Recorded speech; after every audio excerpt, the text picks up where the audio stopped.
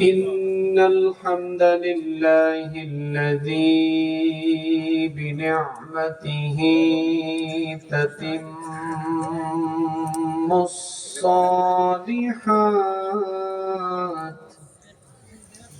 الذي علم القرآن وأكرمنا بالإسلام وأنعم علينا بالإيمان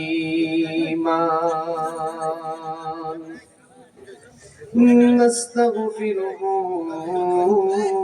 ونتوب إليه وأشهد أن لا إله إلا الله وحده لا شريك له وأشهد أن سيدنا وسندنا وحبيبنا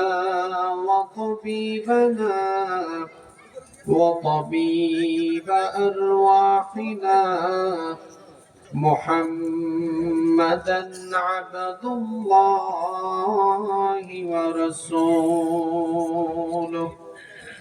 أرسله بالحق بشيرا ونذيرا وداعيا إلى الله بإذنه وسراجا منيرا أما بعد فقد قال الله تعالى في كلامه المجيد وفي برهانه التوحيد সওয়াবের নিয়তে আপনারা আমার সাথে তিলাওয়াত করেন আউযু বিল্লাহি মিনাশ শাইতানির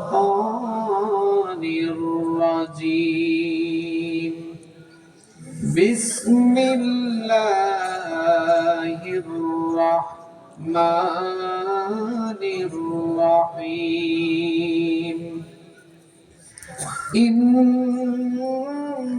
الله وملائكته يصلون على النبي يا أيها الذين آمنوا صلوا عليه وسلموا تسليما اللهم صل على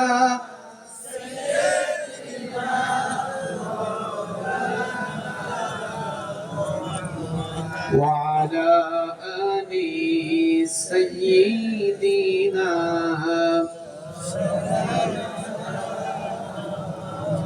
नहीं दो जहां में मिसाले मोहम्मद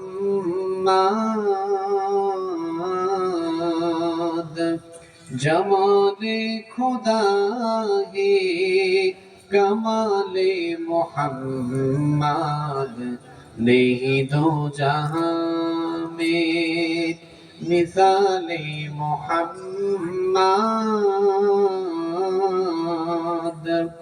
जमाले खुदा है कमाले मोहम्मद हृदय मोहम्मद अल्लाहुम्मा सल्ली अला सय्यिदिना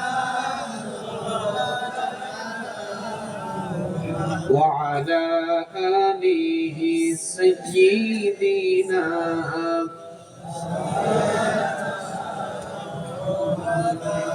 কত ব্যথা কত ভাবে সয়েছ যে তুমি তোমারই খুনে লাল তাইফের ভূমি ফেরেশতা এসে চায় ধ্বংসের হুকুম লৌহ মাখা মুহাম্মদ প্রাণেতে হাসরাত হে আল্লাহ দয়া করো এ তায়েফবাসী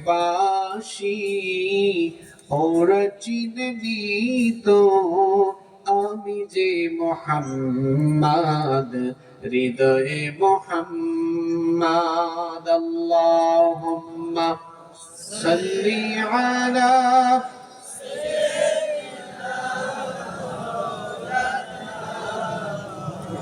وعلى آل سيدنا হেরার গুহায় তোমারি ধ্যান আসমান থেকে নামে আল কোরআন হেরার গুহায় তোমারি ধ্যান আসমান থেকে নামে আল কোরআন ভাঙলো সবার ভুল তোমারই পরে আসলো কোরআনের ছায়া তোলে খালিদ ওমর আলী আবু বকর ইসলামী ঝান্ডা নীল যে তুলে আল আমিন তুমি ছিলে যে সদা সকল মানুষের তরে হে রাসূল তোমাকে ভুলি আমি কেমন করে হে রাসূল তোমাকে ভুলি আমি কেমন করে আল্লাহুম্মা সাল্লি আলা সাইয়্যিদিনা وعلى آل سيدنا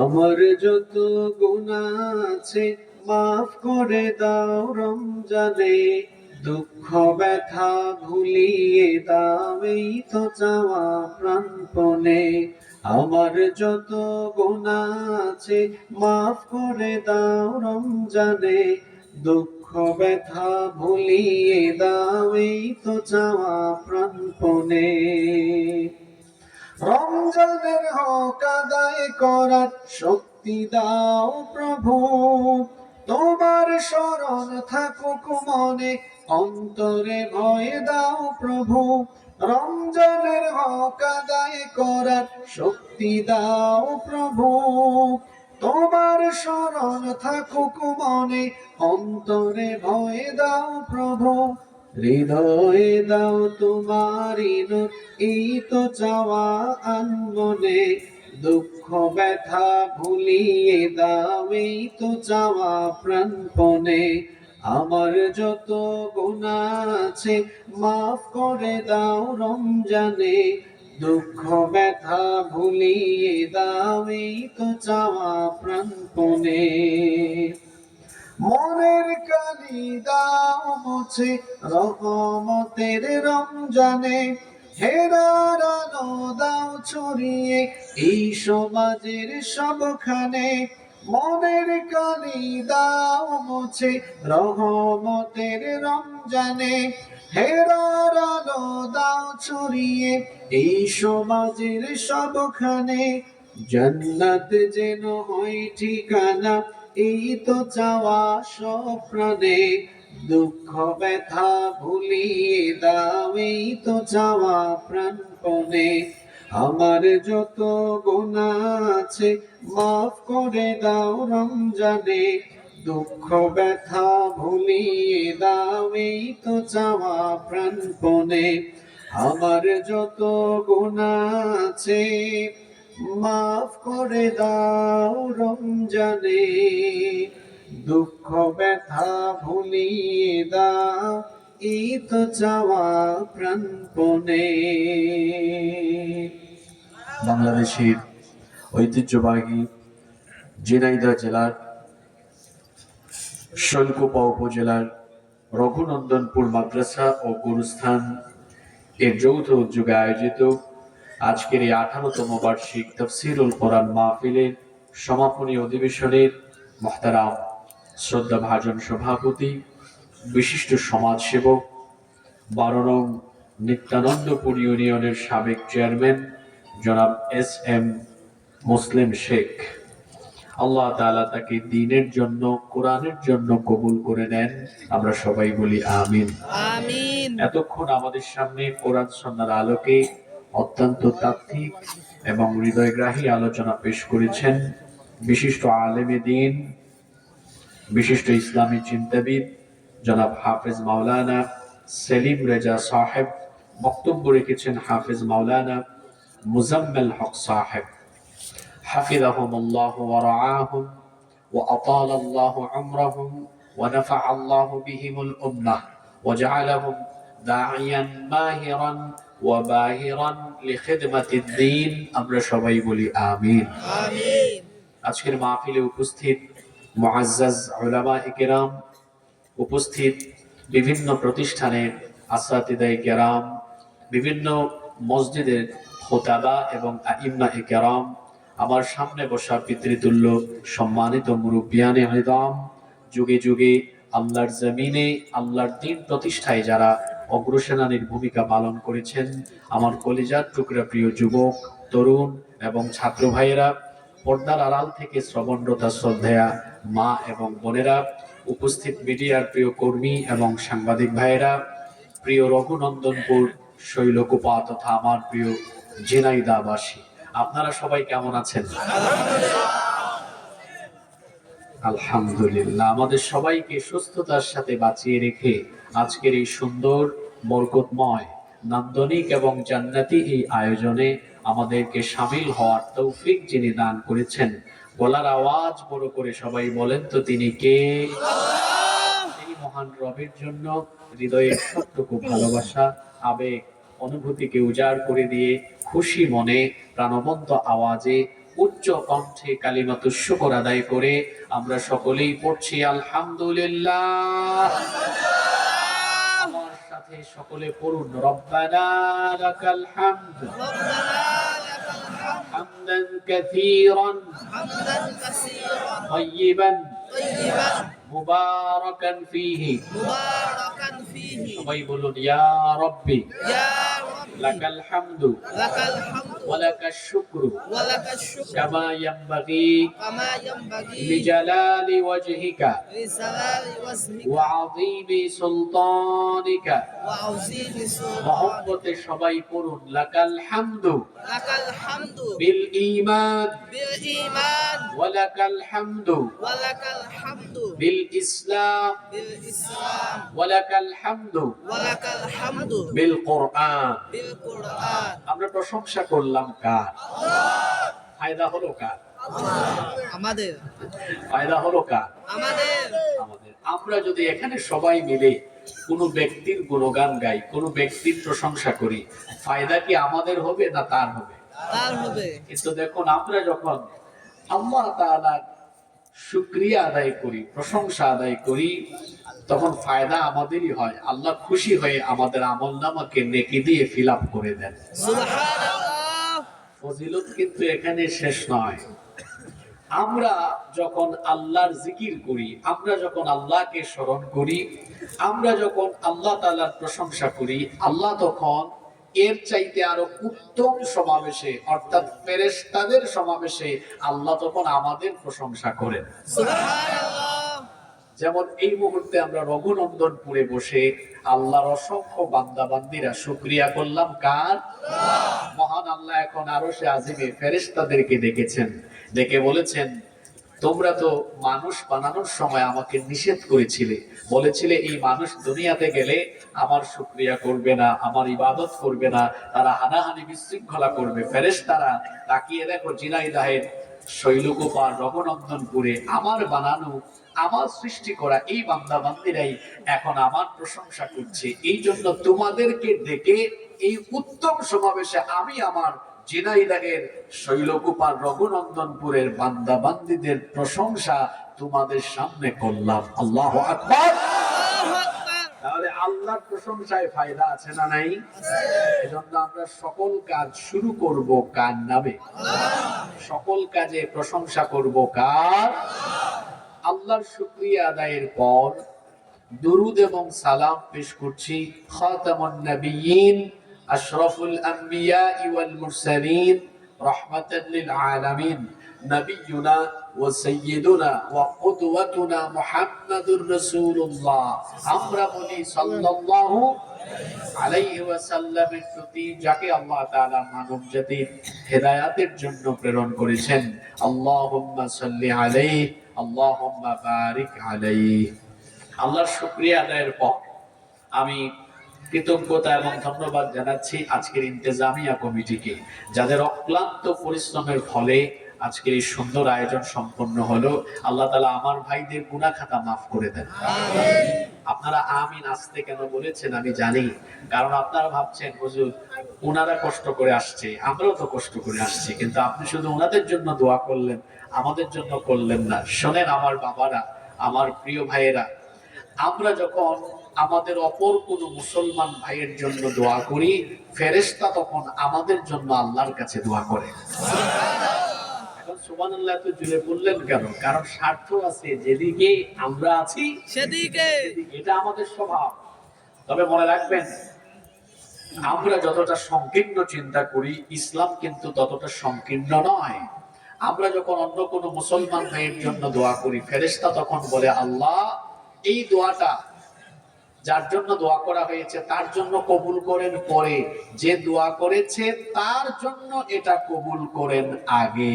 সুবহানাল্লাহ। আমি যে বললাম আল্লাহ ইন্তেজামিয়া কমিটির সবাইকে মাফ করে দাও, ফেরেশতা বলেছে আল্লাহ ইন্তেজামিয়া কমিটিকে মাফ করেন পরে, আগে যারা দোয়া করছে তাদেরকে মাফ করেন আগে। সুবহানাল্লাহ। তাহলে দোয়ার মধ্যে ফায়দা আছে না নাই? আছে। আমি যখন আরেকজনের জন্য দোয়া করব, এই দোয়াটা আমার জন্য আগে কবুল করবেন কে? আল্লাহ। অনেক মা বোনেরা এসেছেন, আল্লাহ আমার মা বোনদেরকেও মাফ করে দেন। আমিন। আর আস্তে বলেন আমিন। আমিন। কবরস্থানের সব মুর্দেগানদের কবরের আযাব আল্লাহ মাফ করে দেন। আমিন। আপনারা যারা দূর দূরান্ত থেকে এসেছেন, আল্লাহ আপনাদেরকেও মাফ করেন, এবং আমাদের সবার জন্য এই মাহফিলকে আল্লাহ যেন কিয়ামতের দিন নাজাতের জরিয়া বানিয়ে দেন। বলেন আমিন। ঘড়ির কাঁটা থেমে নেই, সময় চলে যাচ্ছে, এজন্য অপ্রাসঙ্গিক কথা বলে আমরা আর সময় নষ্ট করব না। সরাসরি আমরা আল্লাহর কালাম থেকে হেদায়াতের নিয়তে কিছু কথা বলবো এবং শুনবো ইনশাআল্লাহ। আল্লাহ তাআলা আমাদেরকে হেদায়াতের নিয়তে বলার এবং শোনার তৌফিক দান করেন। আমরা সবাই বলি আমিন। সম্মানিত উপস্থিতি, আমার প্রিয় ঝিনাইদহবাসী, এই পৃথিবীতে আমাদেরকে যিনি পাঠিয়েছেন, সবাই গলার আওয়াজ বড় করে আকাশ বাতাস প্রকম্পিত করে বলেন তো তিনি কে? আল্লাহ আমাদেরকে কেন পাঠালেন? আমাদেরকে আল্লাহ পাঠিয়েছেন যেন আমরা কেবলমাত্র তার ইবাদত করি, তার বন্দেগী করি, কিন্তু আমাদেরকে আল্লাহর গোলামি থেকে ফিরিয়ে রাখার জন্য, আমাদেরকে আল্লাহর গোলামির পথ থেকে বিচ্যুত করে জাহান্নামে নেওয়ার জন্য একজন প্রাণান্তকর অপচেষ্টা চালায়। তার নাম কি? ধরে বলেন, তার নাম কি? শয়তান। আমাদের ব্যাপারে আল্লাহর একটা ওয়াদা আছে, আবার আমাদের ব্যাপারে শয়তানেরও একটা ওয়াদা আছে। আমাদের ব্যাপারে আল্লাহর ওয়াদা কি? আমাদের ব্যাপারে আল্লাহর ওয়াদা হলো, আমরা যদি আল্লাহ তাআলার বিধিবিধান মেনে আল্লাহর ইবাদত বন্দেগী করতে পারি, আল্লাহর ওয়াদা হলো আল্লাহ আমাদেরকে জান্নাত দান করে দিবেন। সুবহানাল্লাহ। আর আমাদের ব্যাপারে শয়তানের ওয়াদা কি? আমাদের ব্যাপারে শয়তানের ওয়াদা হলো, সে যেভাবেই হোক, যে করে হোক, আমাদেরকে সে আল্লাহর গোলামি থেকে বিচ্যুত করে, জান্নাতের পথ থেকে লাইনচ্যুত করে আমাদেরকে জাহান্নামে নিবে। এই ওয়াদা, এই প্রতিশ্রুতি আমাদের ব্যাপারে কার? শয়তানের। তাহলে আমাদেরকে জান্নাতের, আমাদেরকে নেক আমল করলে জান্নাত দেওয়ার ওয়াদা করেছেন কে? আল্লাহ। জোরে বলতে হবে কে? আল্লাহ। আর আমাদেরকে জাহান্নামের পথে নেওয়ার জন্য, জান্নাত থেকে দূরে সরাইয়া জাহান্নামে নেওয়ার ওয়াদা করেছে কে? শয়তান। তাহলে আল্লাহর ওয়াদা একরকম, শয়তানের ওয়াদা আরেক রকম। আল্লাহ তার ওয়াদা পূরণ করবেন, আবার শয়তান তার ওয়াদা পূরণে বসে আছে না কাজ করছে? জোরে বলেন, বসে আছে না কাজ করছে? কাজ করছে। সে প্রতিনিয়ত আমাদেরকে ধোঁকা দিয়ে দিয়ে জাহান্নামের পথে ধাবিত করতে চায়। তবে শয়তান এটা শুধুমাত্র জিন জাতির ভিতরে নয়, বরং শয়তান তার প্রধান টার্গেট হলো মোমেন। মোমেনদেরকে টার্গেট করে করে করে করে সে প্রথমে তার মুরিদ বানায়। এরপরে কেউ যদি শয়তানের মুরিদ হয়ে ভালো মতো শয়তানের কথা মতো চলে, শয়তান তখন তার গ্রেড বাড়ায়, তাকে প্রমোশন দেয়। তখন শয়তান তাকে তার মুরিদ রাখে না, তাকে তার খলিফা বানায়, খেলাফত পর্যন্ত দিয়ে দেয়। এখন শয়তানের এই মুরিদ বা খলিফা এরা আমাদের সমাজেই বসবাস করে। এটা কি আমার বানানো কথা না আল্লাহর কথা? এই আয়াত আপনাদের সকলেরই মুখস্থ আছে। শয়তান দুই জাতির ভেতরে আছে। আল্লাহ তাআলা কোরআনে কারীমের শেষ সূরা সূরাতুন নাসের মধ্যে বলেছেন, যারা পারেন আমার সাথে তিলাওয়াত করেন, আল্লাযী ইউওয়াসউইসু ফি সুদুরিন নাসি মিনাল জিন্নাতি ওয়ান নাস। মানুষের অন্তরে প্ররোচনা দানকারী শয়তান দুই জাতি থেকে, মিনাল জিন্নাতি জিন থেকে, ওয়ান নাস এবং মানুষ থেকে। তাহলে মানুষের ভেতরেও শয়তান আছে না নাই?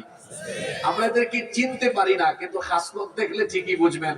যারা মানুষের সুরত ধারণ করেও দিবানিশি 24 ঘন্টা শয়তানি কাজ করে বেড়ায়, এরা হলো মানুষ রূপী আস্ত একটা শয়তান। এইরকম মানুষ রূপী শয়তান অবশ্য ঝিনাইদাতে নাই। জোরে বলেন আছে না নাই? আপনি চিনবেন সে যদি মানুষ হয়েও শয়তানি কাজ আঞ্জাম দেয়। শয়তান খুশি হয় যে কাজ করলে, এই কাজ যদি মানুষ হয়েও সে করে, তাহলে সে হলো মানুষ রূপী। জোরে বলেন মানুষ রূপী। আজকে আমরা এই সংক্ষিপ্ত সময়ে একটা চমৎকার এবং জীবন ঘনিষ্ঠ বিষয় নিয়ে কথা বলবো। সেটি হচ্ছে যেসব কাজে শয়তান খুশি হয়। এইরকম 5টা কাজের কথা বলবো, যে কাজগুলো করলে শয়তান কি হয়? খুশি হয়। হতে পারে আমাদের অনেকের সাথে এই কথাগুলো মিলে যাবে, কিন্তু আমরা কেউ এখানে নেগেটিভ মনোভাব নিয়ে বসবো না, বরং আমরা হেদায়াতের মনোভাব নিয়ে যদি বসি, আমাদের গুনাহ যত বেশি, আমার আল্লাহর দয়ার পরিমাণ তার চাইতে কম না বেশি? আমরা যদি এখান থেকে তওবা করে উঠি, জীবনের সমস্ত গুনাহ মাফ করে দিবেন কে? এজন্য আমরা আমাদের ভুলগুলোর জন্য তওবা করে আমাদের জীবনকে পরকালমুখী জান্নাতমুখী করে গঠন করবার নিয়ত নিয়ে আজকে এখান থেকে বাড়ি যাব ইনশাআল্লাহ। তাহলে আমরা আজকে আলোচনা করব যে 5টি কাজে শয়তান খুশি। 1, শুরু হয়ে গেছে কিন্তু মনোযোগ আছে আপনাদের? 1, যখন কোন মুমিন ব্যক্তি বেনামাজি হয়, শয়তান এতে খুশি না বেজার? খুশি। জোরে বলতে হবে, খুশি না বেজার? আচ্ছা, শয়তান ছিল কোথায়? সে তো ছিল জান্নাতে। তাকে আল্লাহ জান্নাত থেকে বের করে দিলেন একটা অপরাধের কারণে। সেটা হলো আল্লাহ হুকুম করেছিলেন তাকে কি দেওয়ার জন্য? সিজদা। সবাই বলেন কি দেওয়ার জন্য? আল্লাহর হুকুম পাওয়ার পরে সে কি এই হুকুম মানলো না অমান্য করলো? রব্বুল আলামিন কোরআনুল কারীমে বলছেন, ওয়া ইয ক্বালা রাব্বুকা লিল মালাইকাতি ইসজুদু লিআদামা ফাসাজাদু ইল্লা ইবলিস আবা ওয়াস্তাকবারা ওয়া কানা মিনাল কাফিরিন। আল্লাহ তাআলা বলছেন, আর স্মরণ করো যখন তোমার রব ফেরেশতাদেরকে বললেন তোমরা আমার আদমকে সাজদা দাও, ফাসাজাদু, অতঃপর সবাই আল্লাহর হুকুম মেনে সাজদা দিল, ইল্লা ইবলিস, কেবলমাত্র একজন সাজদা দিল না। যে আল্লাহর হুকুম আসার পরেও সাজদা দিল না, তার নাম হলো ইবলিস। আল্লাহ বলছেন, আবা ওয়াস্তাকবারা ওয়া কানা মিনাল কাফিরিন। যে আল্লাহর হুকুম অস্বীকার করলো, অমান্য করলো, অহংকারী আচরণ প্রদর্শন করলো, যার কারণে সে কাফিরদের অন্তর্ভুক্ত হয়ে গেল। একটা সাজদা না দেওয়ার কারণে তাকে জান্নাত থেকে যিনি বের করে দিলেন, গলার আওয়াজ বড় করে বলেন তিনি কে? আমাদের জন্য আল্লাহ তাআলা দৈনিক কত ওয়াক্ত নামাজ ফরজ করেছেন? 5 ওয়াক্ত। আস্তে বলবেন না, জোরে বলেন কত ওয়াক্ত? এই 5 ওয়াক্ত নামাজে মোট কত রাকাত নামাজ ফরজ? 17। জোরে বলেন কত? প্রত্যেক রাকাতে সাজদার সংখ্যা মোট কয়টা? তাহলে 17 রাকাত ফরজ নামাজে মোট সাজদার সংখ্যা হইল কয়টা? 34টা। একদিনে আপনার জন্য 34টা সাজদা দেওয়া ফরজ, বাধ্যতামূলক। কি আশ্চর্য ব্যাপার! ইবলিস মাত্র একটা সাজদা না দিয়ে জান্নাত থেকে বিতাড়িত হয়েছে, আর আপনি প্রত্যেকদিন 34টা ফরজ সাজদা বাদ দিয়ে জান্নাতে যাওয়ার আশা করে বসে আছেন, যেন মনে হয় জান্নাত আপনার মামুর বাড়ি, নানার বাড়ি। নামাজ ছাড়া জান্নাতের গন্ধ পাওয়া যাবে না। বেনামাজিরা হলো কাফির। আল্লাহর নবী বলেছেন, বাইনাল আবদি ওয়া বাইনাল কুফরি তারকুস সালাহ। আল্লাহর বান্দা আর কাফিরের মধ্যে পার্থক্য হলো নামাজ ছেড়ে দেওয়া। নবীজি আরো বলেছেন, মান তারাকাস সালাতা মুতাআম্মিদান ফাকাদ কাফারা। যে ব্যক্তি ইচ্ছে করে নামাজ ছাড়লো, সে ব্যক্তি আল্লাহর সাথে কুফরি করলো। আহারে, আমরা ঈমান আনার পরে আমাদের জন্য তো প্রধান দায়িত্ব ছিল নামাজ আদায় করা। ঈমান আনার পরে একজন মুসলমানের দায়িত্ব হলো কি আদায় করা? আস্তে বলবেন না, জোরে বলেন, কি আদায় করা? ওয়াজ শোনা নফল, কিন্তু নামাজ আদায় করা হলো। আমার দেশে আশ্চর্য এক ব্যাপার আপনি লক্ষ্য করবেন, ওয়াজ মাহফিলে প্যান্ডেলে জায়গা হয় না, কত মানুষ জায়গা না পেয়ে দাঁড়িয়ে থাকে, কিন্তু দেখা যায় আজানের সময় মসজিদে আজান হলে পরে নামাজের টাইমে মসজিদের প্রথম কাতারও পূরণ হয় না। এইরকম চিত্র আছে না নাই? ওয়াজ শোনা আপনার জন্য নফল, কিন্তু 5 ওয়াক্ত আজানে হলে নামাজে গিয়ে জামাতে নামাজ আদায় করা হলো ফরজ। আল্লাহর নবীর মসজিদ তিনি বানালেন মসজিদে নববী। আল্লাহর নবী এমন ভাবে মসজিদটা বানালেন, উপরে ছিল খেজুর পাতার ছাউনি, নিচে কোনো দামি টাইলস ছিল না, ইটালিয়ান কোনো কার্পেটও ছিল না, কোনো দামি টাইলস বা কার্পেট কিছুই ছিল না। আমার নবীর মসজিদ ছিল কাঁচা, কিন্তু মুসল্লি ছিল পাকা। এখন আমাদের প্রত্যেকটি গ্রামে গ্রামে, এলাকায় এলাকায় আমাদের মসজিদ হয়েছে পাকা, কিন্তু মুসল্লির অভাবে আমাদের মসজিদ গুলো পড়ে থাকে ফাঁকা। কি আশ্চর্য অবস্থা!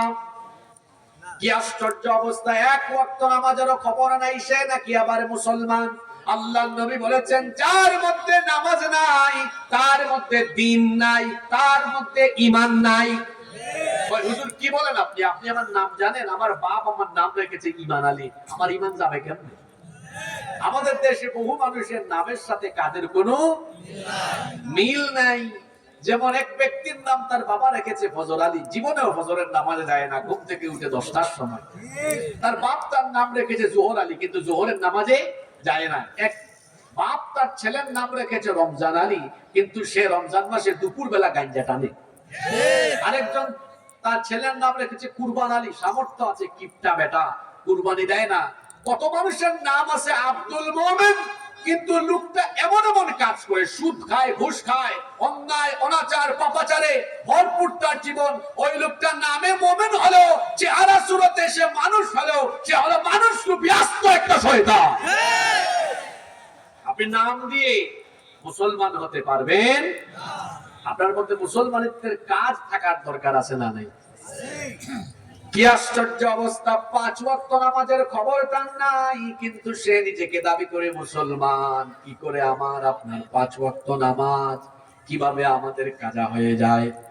আমার জাতীয় কবি কত সুন্দর কবিতার মধ্যে আমার সমাজের বেনামাজি মানুষের চিত্র তুলে ধরেছেন। কবি সুন্দর করে বলছেন, ঘুমাইয়া কাজা করেছ ফজর, তখনও জাগনি যখন যোহর, হেলায় খেলায় কেটেছে আসর, মাগরিবের ওই শুনিয়া যান, এখনো জামাতে হওরে শামিল, এখনো এর সাথে আছে স্থান, বাজিছে দামামা বাদরে আমামা, শির উঁচু করি মুসলমান, দাওয়াত এসেছে নয়া জামানার, ভাঙা কেল্লা ইউরে নিশান। কিভাবে আমাদের 5 ওয়াক্ত নামাজ কাজা হয়? কবি এই কবিতার প্রতিটি লাইনে লাইনে তা বললেন। ফজর কি করে যায়? তিনি বললেন, ঘুমাইয়া কাজা করেছো ফজর। ফজরের টাইমে ঘুমায়, নামাজের কোনো খবরও।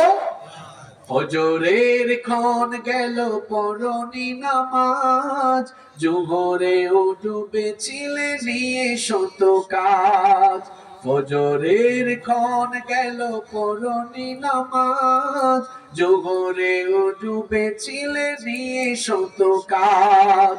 হেলায় খেলায় গেল আসরের কাল, মাগরিবেও পড়লে না নামাজির সাজ, ফজরের ক্ষণ গেল পড়নি নামাজ, জোহরেও ডুবেছিলে নিঃশত কাজ।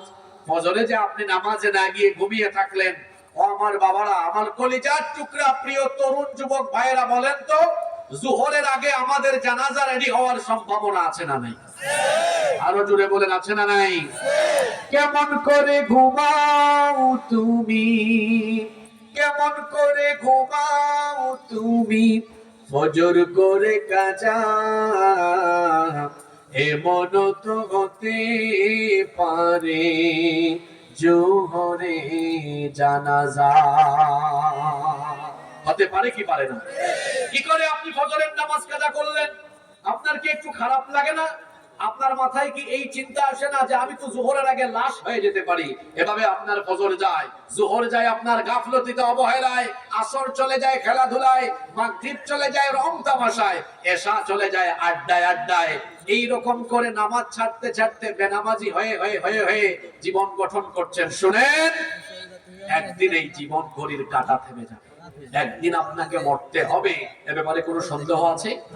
এই যে বেনামাজি হয়ে হয়ে হয়ে হয়ে দুনিয়া থেকে বিদায় নিলেন, কিয়ামতের ময়দানে আল্লাহ তাআলা আমাদের কাছ থেকে প্রথম যে আমল সম্পর্কে জানতে চাইবেন, সে আমলের নাম কি? জোরে বলেন, সে আমলের নাম কি? কোন মুখে আল্লাহর সামনে দাঁড়াবেন, কি জবাব দিবেন? আপনি তো প্রথম প্রশ্নেই ফেল, ব্যর্থ। আপনি তো প্রথম প্রশ্নেই ব্যর্থ। আপনার বিবেকের দুয়ারে কি এই কথাগুলো করাঘাত করে না? আপনি কি এখনো এভাবে বেনামাজি হয়ে হয়ে নিজের জীবনটাকে জাহান্নামের পথে স্বেচ্ছায় পরিচালিত করবেন নাকি? সবচাইতে বড় কথা হলো, আমাকে আপনাকে বেনামাজি বানানোর ভিশন এবং ভিশন নিয়ে সার্বক্ষণিক যে কাজ করে, তার নামটা কি? জোরে বলেন, তার নামটা কি? আমাদের উপরে কি শয়তানকে আমরা বিজয়ী করে দিব? শোনেন একটা হাদিস, এত ওয়াজ লাগে না। যে ব্যক্তি বুঝদার তারে এক কথায় বোঝানো যায়, আর যে বুঝবে না তারে 100 কথায়ও বোঝানো যায় না। এই হাদিসটা ভালো করে বুঝেন, বুঝদার মানুষ এক কথায় বুঝে, আর যে বুঝবে না তারে 100 কথায়ও বোঝানো যায়। আল্লাহর নবীর একটা হাদিস শোনেন। আল্লাহর নবী বলেছেন, শয়তান কোন সময় হাসে আর কোন সময় কাঁদে শোনো। আল্লাহর নবী বলেছেন, যখন কোনো ব্যক্তি আল্লাহকে সাজদা দেয়, শয়তান যখন এই সাজদা দেওয়ার দৃশ্যটা দেখে, নবীজি বলেছেন, ইআতাজালা শাইতানু ফায়াবকি, শয়তান তখন ওই ব্যক্তির কাছ থেকে দূরে চলে যায়। তারপরে এই ব্যক্তির সাজদার দৃশ্য দেখে তখন সে কাঁদতে থাকে। তার মানে আমরা নামাজে গেলে শয়তান কাঁদে, আর আমরা যখন নামাজে যাই না, শয়তান তখন হাসে। এই হাদিস আমাকে আপনাকে কি বার্তা দিল? কথা বুঝে থাকলে বলেন তো, আমরা যখন নামাজে যাই, শয়তান তখন কি করে? আরো জোরে বলেন। ওই পিছনের মানুষদের কি হয়েছে? হ্যাঁ, বসে বসে বাদাম খান নাকি? সবাই বলেন, আমরা যখন নামাজে যাই, শয়তান তখন, আর আমরা যখন নামাজে যাই না, শয়তান তখন। Okay fine, now take your decision. এখন আপনি আপনার সিদ্ধান্ত নেন, নামাজে গেলে শয়তান কাঁদে, না গেলে হাসে। বলেন তো দেখি, আপনারা কি 5 ওয়াক্ত নামাজের টাইমে এই বেটা শয়তানকে হাসাবেন না কাঁদাবেন? আমি আবার প্রশ্নটা করলাম, 5 ওয়াক্ত নামাজের টাইমে শয়তানকে হাসাবেন না কাঁদাবেন? ওকে, দ্বিতীয় চান্স যারা মিস করলেন, আমি আবার বলি, আমি কথা একটু মাঝে মাঝে কঠিন বলি, যারা জবাব না দিয়ে চুপচাপ থাকলো, এরা কি শয়তানের কাছ থেকে খেলাফত নিল নাকি? তাহলে তারা চুপচাপ থাকলো কেন? 5 ওয়াক্ত নামাজে গেলে খুশি হন কে? আল্লাহ। নামাজে না গেলে খুশি হয় কে? আপনি খুশি করবেন কাকে? যারা 5 ওয়াক্ত নামাজে যায় না, এরা আল্লাহর গোলাম না, এরা শয়তানের গোলাম। লজ্জা হওয়া উচিত আপনার, শরম লাগা উচিত আপনার। আর যদি আপনার হায়া শরম না থাকে, তো সেটা ভিন্ন কথা।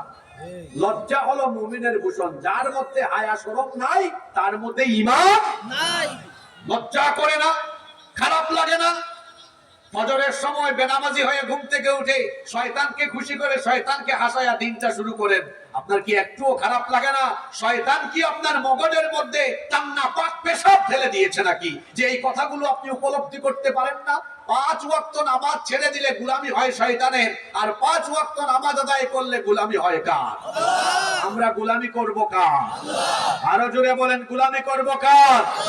নামাজে গেলে খুশি হন কে? না গেলে খুশি হয় কে? যারা আমরা প্রত্যেকদিন আল্লাহকে খুশি করতে কারা কারা রাজি আছে দেখি হাত তুলে দেখেন। ওকে, হাত নামাবেন না। আল্লাহকে খুশি করতে হলে কি নামাজ ছাড়বো না আদায় করব? জীবনে আর নামাজ ছাড়বো না, এই ওয়াদাটুকু কি করা যায়? তাহলে ভালো করে হাত তুলে বলে, আল্লাহ আমরা আর কোনোদিন নামাজ ছাড়বো না। এই ওয়াদাটা করলেন আমার সাথে না আল্লাহর সাথে? হাত নামান। তাহলে 1 নাম্বার পয়েন্ট, যেসব কাজে শয়তান খুশি তার মধ্যে 1 নাম্বার পয়েন্ট জানলাম, নামাজ ছাড়লে খুশি কে? জোরে বলেন। আপনারা কি শয়তানকে খুশি করবেন? শয়তানকে খুশি করবেন? তাহলে সালাত আদায় করার দরকার আছে না নাই? সালাত কায়েম করো, সালাত কায়েম করো, হবে সম্মানী তুমি, হবে জান্নাতি তুমি, দেবে কাল হাসরে শীতল ছায়া আরশে আযীম, রব্বিয়াল আলা রব্বিয়াল আযীম। পারেন না? বলেন রব্বিয়াল আলা। মুমিন তুমি, সালাত তোমার মস্ত পরিচয়, দুনিয়া তোমার আজকে আছে কালকে হবে লয়, আজকে রুকু সাজদা করো, নিজ পরিচয় আঁকড়ে ধরো, তবেই তো মুমিন। সালাত তোমার অঙ্গে মাখো, সঙ্গে রাখো, হবে না বিলীন, রব্বিয়াল আলা রব্বিয়াল আলা। আল্লাহ সবাইকে নামাজি বানিয়ে দাও। আমিন। আপনারা শেষ পয়েন্ট বলা পর্যন্ত কি আমাকে সময় দিবেন? ইনশাআল্লাহ। নাম্বার 2 নাম্বার, যে কাজে শয়তান খুশি। এটা খুব সেনসিটিভ পয়েন্ট, সমসাময়িক অনেক কথা আসবে, মনোযোগ আছে তো সবার? 2, মুসলমানরা দলাদলি করে দলে দলে দলে দলে বিভক্ত থাকলে শয়তান খুশি না বেজার? খুশি। জোরে বলেন। খুশি। কারণ আমরা দলে দলে বিভক্ত হয়ে থাকলে মুসলমানদের শক্তি, ইসলামের শক্তি কমবে না বাড়বে? জোরে বলেন, কমবে না বাড়বে? কমবে। আজকে দেখুন ফিলিস্তিনের গাজা নিয়ে ষড়যন্ত্র শুরু হয়েছে। ডোনাল্ড ট্রাম্প, এই বেটাটা একটা পাগল, সে এবার নির্বাচনে জেতার পরে সে বলছে যে আমরা গাজার সমস্যার সমাধান করতে চাই। এই সমাধানটা কিভাবে করব? আমরা গাজার লোকদেরকে জর্ডানে আর মিশরে স্থানান্তর করে আমরা মধ্যপ্রাচ্যে শান্তি প্রতিষ্ঠা করব। আচ্ছা, যাদের বাড়িঘর গাজায়, ফিলিস্তিনে, তাদেরকে তাদের বাড়িঘর থেকে অন্য দেশে পাঠিয়ে দিলে শান্তি প্রতিষ্ঠা হবে না অশান্তি হবে? জোরে বলেন, শান্তি প্রতিষ্ঠা হবে না অশান্তি প্রতিষ্ঠা হবে? শান্তি। ডোনাল্ড ট্রাম্প আর ইসরায়েলের অসভ্য এই ইহুদিরা, এরা এরকম কথা বলার সাহস পেত না যদি পৃথিবীতে 57-58টা দেশের মুসলিম রাষ্ট্রের রাষ্ট্রপ্রধানরা ঐক্যবদ্ধ হয়ে গাজা আর ফিলিস্তিনের নির্যাতিত মুসলমান ভাই বোনদের পাশে দাঁড়াতেন, তাহলে অসভ্য ইসরায়েলের ইহুদিরা আর পশ্চিমারা গাজার দিকে হাত তোলার সাহস পেত না। এই বাংলাদেশে সুদীর্ঘ 17 বছর আপনারা আলেম ওলামার উপরে, ইসলামপন্থীদের উপরে জুলুম নির্যাতন দেখেছেন। আপনারা বলেন তো, যদি আমরা আলেম ওলামা, ইসলামী দল সমূহ আর সকল মুসলমানরা যদি ঐক্যবদ্ধ থাকতাম, জালিমের গোষ্ঠী একজন আলেমের হাতে হাত করা পরানোর সুযোগ পেত না? আসতে বলবেন না পেত? না। এই সুযোগ আমরা তৈরি করে দিয়েছি। এই সুযোগ আমরা তৈরি করে দিয়েছি। এই যে দেখুন, 6 মাস হয়ে গেল, 5ই আগস্টের পরে আমরা ভেবেছিলাম হয়তোবা এখন আলেম ওলামারা ঐক্যবদ্ধ হবেন। আপনাদের কি মনে হয়, আলেম ওলামারা ঐক্যবদ্ধ হলে এই দেশে ইসলামের বিজয় কেউ ঠেকাতে পারবে? জোরে বলেন, পারবে? আপনারা আলেমদেরকে এক দেখতে চান কি চান না? আপনাদের ভেতরে সমস্যা নাই সেটা আমরাও জানি, সমস্যা সব আমাদের মধ্যে। আমরা এক হুজুর আরেক হুজুরে দেখতে পারি না, এটা বড় মারাত্মক সমস্যা। পাল্লায় যেমন ব্যাঙ রাখা কঠিন, তেমনি হুজুরদেরকেও এক সারিতে বসানো অনেক কঠিন। কিন্তু হুজুররা যদি এক হয়ে যেতে পারতাম, তাহলে দেখতেন এই বাংলাদেশের নবদিগন্তের সূচনা হতো। বড় আশ্চর্যের ব্যাপার হলো, আমরা আলেম হয়ে আলেমকে না চিনলেও জালেমে কিন্তু আলেম চিনি। অর্থাৎ আমরা অনেক সময় টুপি দিয়া, লেবাস দিয়ে অথবা আমরা আমাদের মাদ্রাসা দিয়ে আমরা ভাগ করি, উনি কৌমির, উনি আলিয়ার, উনি চরমুনাই, উনি হেফাজত, উনি জামাত, উনি খেলাফত। আশ্চর্য ব্যাপার, আমরা আলেম হয়ে আলেমকে না চিনলেও জালিমে কিন্তু আলেম চিনে। জালেম যখন আলেম ধরে ওই সবগুলারে ধর, কাউকে ছাড়িস না। এই জন্য দেখা যায় ধরার সময় চরমুনাইও ধরে, জামাতও ধরে, কৌমিও ধরে, আলিয়াও ধরে। দেখেন না মাওলানা মামুনুল হককে নিয়ে রাখে যে জেলে, মুফতি আমির হামজাকেও নিয়ে রাখে সেই জেলে। এজন্য আমি বলি আফসোস, আমরা আলেম হয়ে আলেমকে না চিনলেও জালিমের গোষ্ঠী কিন্তু আলেম চিনে। যদি আমরা আলেমরা এক থাকতাম তাহলে জালিমে জালিমে এত দুস্তি হতো না। দেখেন না সব জালিমের মুখের ভাষা কিন্তু একরকম। আলেমে আলেমে বিভেদ এখন, জালিমে জালিমে দোস্তি। আলেমে আলেমে বিভেদ এখন, জালিমে জালিমে দোস্তি। পথের ঠিকানা জানা নেই কারো, কে কোথায় পাবে স্বস্তি, কে কোথায় পাবে স্বস্তি। আমরা এখন কোথায় পড়ে আছি শুনে, সালাতে দুহাত কোথায় বাঁধবে নাভির উপরে বুকে, আমিন বলবে চুপিসারে নাকি সজোরে আওয়াজ ফুকে। ছোট আর ছোট বিষয় নিয়েও চলছে ভীষণ দ্বন্দ্ব, সব দল ভাবে আমরাই ভালো, অন্ধরা কালো মন্দ। ফরজ নিয়ে তো মারামারি নেই, নফলে সফল রূপ, টুপির আকার আকৃতি নিয়ে গবেষণা হয় খুব। টুপি দিয়ে ভাগ করে, এটা চরমুনাই টুপি, এটা জামাত টুপি, এটা হেফাজত টুপি, এটা কৌমি টুপি। কি বলেন, এমন মানুষ এই সোনার বাংলাদেশে আছে না নাই? এটা তুমি টুপি দিয়ে ইসলাম ভাগ করো, আর জালিমের দল যখন ধরে সব টুপিওয়ালারা ধরে মারে। ফরজ নিয়ে তো মারামারি নেই, নফলে সফল রূপ, টুপির আকার আকৃতি নিয়ে গবেষণা হয় খুব। এই সুযোগে আমরা দেখো হাকিয়ে বেড়ায় হস্তি, জালিমে জালিমে দোস্তি। আলেমে আলেমে বিভেদ এখন, জালিমে জালিমে দোস্তি। পথের ঠিকানা জানা নেই কারো, কে কোথায় পাবে স্বস্তি, কে কোথায় পাবে স্বস্তি। পথের ঠিকানা কেউ জানে না, সবাই শুধু নিজ নিজ উদ্দেশ্যে চলছে। কিন্তু সবাই যদি আল্লাহর দ্বীন কায়েমের এই উদ্দেশ্যকে সামনে রেখে ঐক্যবদ্ধ হয়ে যেতাম, তাহলে শয়তানের ভীষণ এবং ভীষণ ব্যর্থ হতো, আল্লাহর জমিনে আল্লাহর দ্বীন কায়েম হয়ে যেত। ঠিক কিনা? আমরা দলে দলে বিভক্ত থাকলে খুশি কে? কেমনে শয়তান খুশি শুনেন, একটা হাদিস আপনারা খেয়াল করেন, মুসলিম শরীফের হাদিস। عن جابر بن عبد الله رضي الله عنهما قال سمعت النبي صلى الله عليه وسلم। জাবির ইবনে আব্দুল্লাহ রাদিয়াল্লাহু আনহু হাদিসের বর্ণনাকারী সাহাবী, তিনি বলছেন নবী করিম, আমরা সবাই বলি সাল্লাল্লাহু আলাইহি ওয়াসাল্লামকে আমি বলতে শুনেছি, ইয়াকুল, তিনি বলেছেন, ইন্নাশ শাইতানা ক্বাদ আইসা আন ইয়াবুদাহুল মুসাল্লুনা ফি জাজিরাতিল আরব। আল্লাহর নবী বলেছেন, জাজিরাতুল আরবের মধ্যে শয়তান তোমাদেরকে তার গোলামি করাতে পারবে, এ ব্যাপারে সে হতাশ, এ ব্যাপারে সে নিরাশ হয়ে গিয়েছে। ওয়ালাকিন, কিন্তু ফিত তাহরিশি বাইনাহুম, তোমাদেরকে দলে দলে বিভক্ত করার ব্যাপারে শয়তান এখনো আশাবাদী। তার মানে আমাদেরকে দলে দলে বিভক্ত করে রাখতে পারলে শয়তান খুশি হয়। কারণ আমরা যখন দলে দলে বিভক্ত থাকব, তখন আমরা শক্তিশালী হব না দুর্বল হব? আস্তে বলবেন না, জোরে বলেন, শক্তিশালী না দুর্বল হব? আমরা যদি ঐক্যবদ্ধ থাকতে পারি, আমরা শক্তিশালী জাতি হয়ে যাব।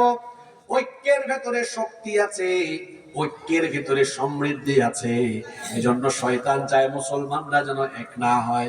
যদি মুসলমানরা এক হয়ে যায়, তাদেরকে শক্তিশালী যিনি করে দিবেন তিনি কে? কিন্তু আমরা এই জায়গায় শয়তানকে খুশি হতে দিব না। আমরা সবাই মনের ভেতরের সকল সংকীর্ণতা ঝেড়ে ফেলে দিয়ে আমরা সব মুসলমানরা ভাই ভাই হয়ে মিলেমিশে কাঁধে কাঁধ লাগিয়ে আমরা ঐক্যবদ্ধ থাকবো ইনশাআল্লাহ। নাম্বার 3, কষ্ট হচ্ছে আপনাদের? যে কাজে শয়তান খুশি সেটা হলো নগ্নতা, বেহায়াপনা, অর্ধনগ্নতা, উলঙ্গপনার পথ অনুসরণ করলে খুশি হয় কে? বেপরদায় মত্ত হলে, নগ্নতা, উলঙ্গপনা, বেহায়াপনার পথ অনুসরণ করলে শয়তান খুশি হয়। কারণ শয়তানের টার্গেট হলো, শয়তানের ভিশন এবং মিশন হলো মানুষকে উলঙ্গ করে দেওয়া, নগ্ন করে দেওয়া। এটা শয়তানের প্রথম টার্গেট। এজন্য শয়তান এই ভীষণ আর ভীষণ বাস্তবায়নের জন্য সর্বপ্রথম ধোঁকা দিয়েছিল আমাদের বাবা আর আমাদের মাকে। আমাদের বাবা আদম আলাইহিস সালাম আর আমাদের মা সাইয়্যিদাতুনা হাওয়া আলাইহাস সালামকে আল্লাহ তাআলা জান্নাতে দিলেন। আল্লাহ বললেন, ইয়া আদম উসকুন আনতা ওয়া যাওজুকাল জান্নাতা ওয়া কুলা মিনহা রাগাদান হাইথু শি'তুমা ওয়া লা তাকরাবা হাযিহিশ শাজারাতা ফাতাকুনা মিনাল যালিমিন। আল্লাহ বললেন, হে আদম, তুমি আর তোমার স্ত্রী আমার বানানো এই জান্নাতের ভেতরে সানন্দে বসবাস করো, কিন্তু খবরদার ওই নিষিদ্ধ গাছের কাছে যেও না। যদি এই নিষিদ্ধ গাছের কাছে যাও, জালিমদের অন্তর্ভুক্ত হয়ে যাবে। বাবা আদম আলাইহিস সালাম আর মা হাওয়া আলাইহাস সালামকে এই হুকুম দিলেন কে? আসতে বলবেন না, জোরে বলেন, হুকুমটা দিলেন কে? কিন্তু শয়তান সে তো জান্নাত থেকে বিতাড়িত হওয়ার পরে সে প্ল্যান নিয়েছে, পরিকল্পনা গ্রহণ করেছে, যেভাবেই হোক যে জান্নাতে আমি থাকতে পারি নাই, এই জান্নাতে আমি আদম হাওয়াকেও থাকতে দিব। এজন্য শয়তান গিয়ে তাদের দুজনকেই কুমন্ত্রণা দিল। সে গিয়ে বলল, তোমরা কি জানো নাকি কেন আল্লাহ তাআলা তোমাদেরকে নিষিদ্ধ গাছের কাছে আসতে নিষেধ দিলেন? এই গাছের কাছে আসতে কেন তিনি তোমাদেরকে নিষেধ করেছেন জানো নাকি? যদি তোমরা এই নিষিদ্ধ গাছের কাছে এসে এই নিষিদ্ধ গাছের ফল ভক্ষণ করো, তাহলে জান্নাতে তোমরা চিরস্থায়ী হয়ে যাবে। এই রকম কথা বলে বলে বলে বলে সে ধোঁকা দিল। ধোঁকা দেওয়ার পরে তাদের উভয়কে সে ওই নিষিদ্ধ গাছের ফল আস্বাদন করালো, যার কারণে তাদের পরিণতি কি হলো আপনারা কোরআন থেকে শুনেন। কোরআনে কারীমের 7 নম্বর সূরা সূরাতুল আরাফের 26 নম্বর আয়াত থেকে আল্লাহ বলছেন, ইয়া বনি আদম ক্বাদ আনজালনা আলাইকুম লিবাসান ইউওয়ারি সাওআতিকুম ওয়ারিশা ওয়া লিবাসুত তাকওয়া যালিকা খায়র যালিকা মিন আয়াতিল্লাহি লাআল্লাহুম ইয়াযাক্কারুন। আল্লাহ তাআলা বলছেন, হে বনি আদম, আল্লাহ তোমাদের জন্য পোশাক অবতীর্ণ করেছেন, তোমাদের সাজসজ্জার জন্য, সৌন্দর্য বর্ধনের জন্য আল্লাহ পোশাক সৃষ্টি করেছেন। আর তাকওয়ার পোশাক হলো সবচাইতে শ্রেষ্ঠ পোশাক। এরপরের আয়াতে আল্লাহ বললেন, ইয়া বনি আদম লা ইয়াফতিনান্নাকুমুশ শাইতানু কামা أخرج أبويكم من الجنة ينزع عنهما لباسهما লিয়ুরিয়াহুমা সাওআতিহিমা। আল্লাহ তাআলা আমাদেরকে সতর্ক করলেন, হে বনি আদম, হে আদম সন্তানেরা শোনো, শয়তান যেভাবে তোমাদের বাপ আর মা অর্থাৎ আদম আলাইহিস সালাম আর হাওয়া আলাইহাস সালামকে ফিতনায় ফেলেছিল, শয়তান যেন একই কায়দায় তোমাদেরকে ফিতনায় না ফেলে। শয়তান তাদের উভয়কে ধোঁকা দিয়ে কুমন্ত্রণায় ফেলে ওই গাছের কাছে নিয়ে যাওয়ার কারণে নিষিদ্ধ গাছের ফল তারা যখন ভক্ষণ করলেন, সঙ্গে সঙ্গে তাদের শরীর থেকে জান্নাতের পোশাক খুলে পড়ে গেল। উভয়ের লজ্জাস্থান উভয়ে দেখে ফেললেন, শয়তান উভয়কে লজ্জাস্থান দেখিয়ে দিল। তাহলে বলেন তো বেটা ইবলিস, এই শয়তানের কাজ মানুষের শরীরে কাপড় রাখা না কাপড় খুলে ফেলা? কথা বুঝে থাকলে বলেন, শয়তানের কাজ মানুষের শরীরে কাপড় রাখা না খুলে ফেলা? শয়তান কিছু মানুষকে তার মুরিদ বানিয়েছে, প্রত্যেকটা দেশে দেশে এলাকায় এলাকায় সমাজে সমাজে তার খলিফা ছেড়ে দিয়েছে, যারা শয়তানের কাজ আঞ্জাম দিচ্ছে। অনেকে আছে তার ঘরে তার সমাজে তার নিজের নারীদেরকে বেপরদায় রেখে শয়তানের সেই উদ্দেশ্য সেই ভীষণ আর ভীষণকে বাস্তবায়ন করছে। আপনি যদি আপনার ঘরের নারীদেরকে এইভাবে উলঙ্গপনা, বেহায়াপনা, নগ্নতা, অর্ধনগ্নতা বা আপনি যদি তাদেরকে বেপরদার দিকে উদ্বুদ্ধ করেন, পর্দায় রাখার ব্যাপারে আপনি সচেতন না হন, তাহলে বলেন তো আল্লাহর উদ্দেশ্য হাসিল হবে না শয়তানের উদ্দেশ্য পূরণ হবে? তা আমরা কি শয়তানের উদ্দেশ্য পূরণ করব নাকি? যে পুরুষ তার ঘরের নারীদেরকে পর্দায় রাখতে পারে না, এই পুরুষের নাম হলো দাইয়ুস। আর দাইয়ুস কোনদিন আল্লাহর জান্নাতের গন্ধ পাবে? আপনার লজ্জা করে না আপনার বউ যে বেপরদায় হাঁটে? আর আমি তো বলি, যে পুরুষের স্ত্রী বেপরদায় হাঁটে ওই পুরুষের কোনো রুচি নাই, এটা বেহায়া, এ পুরুষ নামে কলঙ্ক। আপনার বউ বেপরদা হয়ে তার নাক ঠোঁট গাল হাত পা সব মানুষ দেখে আপনার একটু খারাপও লাগে না? আপনার পুরুষত্ব আছে কিনা আমার সন্দেহ আছে। আপনার তো খারাপও লাগে না। তার বউয়ের ফটো ফেসবুকে আপলোড দেয়, মেসেঞ্জারের স্টোরিতে দেয়, হোয়াটসঅ্যাপে দেয়। এইরকম পুরুষ অবশ্য জিনাইদাতে নাই। এখন তো নতুন ফিতনা এসেছে। এর আগে ছিল ট্রাভেল ব্লগ, ফুড ব্লগ, আর এখন নতুন ফিতনা শুরু হয়েছে কাপল ব্লগ। এটা চাচারা বুঝবেন না, যারা বুঝার তারা বুঝছে। হাজবেন্ড ওয়াইফ দুইজন মিলে কিভাবে খায়, কোথায় যায়, কি করে, সব তারা ভিডিও ধারণ করে ফেসবুকে, টিকটকে, ইউটিউবে আপলোড করে। অনেকে তার চ্যানেল বা পেজ মনিটাইজেশন করে সামান্য কয়েকটা ডলার কামানোর ধান্দায় নিজের বউকে যারা মানুষের চোখের সামনে ছেড়ে দিয়ে নিজের বউকে যারা পণ্য বানিয়েছে, এরা পুরুষ নামের কলঙ্ক। তোমার ভিতরে পুরুষত্ব আছে কিনা আমার সন্দেহ আছে। বউ তো হলো একজন পুরুষের কাছে মহামূল্যবান সম্পদ। আমি কি সম্পদ বলে ভুল বলেছি? না। তাহলে আপনি রাসূলের ওই হাদিস জানেন না? ইবনে মাজাহ শরীফের হাদিস, রাসূল বলেছেন আদ-দুনিয়া কুল্লুহা মাতা, দুনিয়ার সবকিছু হলো সম্পদ। ওয়া খায়রু মাতা'id দুনিয়া আল মারআতুস সালিহা, আর দুনিয়ার সকল সম্পদের মধ্যে নেককার নারী হলো সর্বশ্রেষ্ঠ সম্পদ। সুবহানাল্লাহ। যার নেককার স্ত্রী আছে দুনিয়াতে তার সবকিছুতে বরকত আছে। আর যার ঘরের বউটা খারাপ, তার টাকা পয়সা ক্ষমতা বাড়ি গাড়ি সব হলেও তার সুখ শান্তি আর থাকবে না। কারণ ঘরের বউ খারাপ থাকলে মানসিক একটা অশান্তি আছে না নাই? যদি বলেন আছে না নাই? আরেকটা হাদিস আমার মনে পড়লো, আল্লাহ নবী এজন্য বলেছেন দুনিয়ায় যে ব্যক্তি চারটা জিনিস পেয়েছে সেই ব্যক্তি দুনিয়ার সুখ পেয়েছে। আরবাউন মিনাস সাআদাহ, চারটি জিনিস হচ্ছে সৌভাগ্যের আলামত। এই চারটা জিনিস যারা পেয়েছে এরা দুনিয়াতে সুখী। এর মধ্যে এক নম্বর হচ্ছে আল মাসকানুল ওয়াসি', প্রশস্ত বাড়ি। দুই নম্বর আল মারকাবুল হানি, চলার জন্য একটা বাহন। আমি এখানে একটু মিস্টেক করে ফেললাম। এক নম্বর সিরিয়ালে হচ্ছে আল মারআতুস সালিহা, নেককার নারী। দুই নম্বর হচ্ছে আল মাসকানুল ওয়াসি', প্রশস্ত বাড়ি। তিন নম্বর হলো ওয়াল মারকাবুল হানি, চলার জন্য বাহন। চার নম্বর হলো ওয়াল জারুস সালিহ, উত্তম প্রতিবেশী। কয়টা জিনিস? জোরে বলেন কয়টা? এক, উত্তম স্ত্রী। দুই, প্রশস্ত বাড়ি। তিন, চলার জন্য বাহন। চার, উত্তম প্রতিবেশী। রাসূল বলেছেন এই চারটা জিনিস যে পেয়েছে সে দুনিয়ার সব সুখ পেয়েছে, সে হলো দুনিয়ার সুখী মানুষ। সুবহানাল্লাহ। তবে এই চারটার মধ্যে সবচেয়ে গুরুত্বপূর্ণ হলো নেককার জীবন সঙ্গী পাওয়া। রাসূল বলেছেন অন্য হাদিস, যুবক ভাইরা শোনো, যারা আবিয়েটা আনমেরিড মিসকিন ব্যাচেলর এখানে আছে না? আছে। বিয়ে শাদী করে নাই, শুধু সুন্দরী জরিনা সকিনার পিছনে ঘুরলে হবে না। শুনেন, রাসূল বলেছেন মান রাযাকাহুল্লাহু ইমরাআতান সালিহাতান ফাকাদ আ'আনাহু আলা শাতরি দীনিহি। আল্লাহর নবী বলেছেন আল্লাহ তাআলা যাকে দয়া করে একজন নেককার স্ত্রী দান করেছেন, আল্লাহ যেন ওই ব্যক্তিকে ইসলামের অর্ধেক নিয়ামত দান করে দিয়েছেন। অর্ধেক নিয়ামত আছে কিসের মধ্যে? নেককার স্ত্রীর মধ্যে। আচ্ছা, অর্ধেক পেলে বাকি আরো অর্ধেক আছে না? বাকি অর্ধেক কি আপনাদের লাগবে না? ওই অর্ধেক কোথায়? নবীজি বলেছেন ফালিয়াত্তাকিল্লাহা ফিন্নিসফিল বাকি, বাকি অর্ধেক নিয়ামত আমি আল্লাহ তাকে দিয়ে দিব যদি সে আমাকে ভয় করে জীবন যাপন করে, তাকওয়ার নীতি অবলম্বন করে। তাহলে 100 এ 100, মিআ ফিল মিআ, 100তে 100 নিয়ামত দিয়ে দিব। সুবহানাল্লাহ।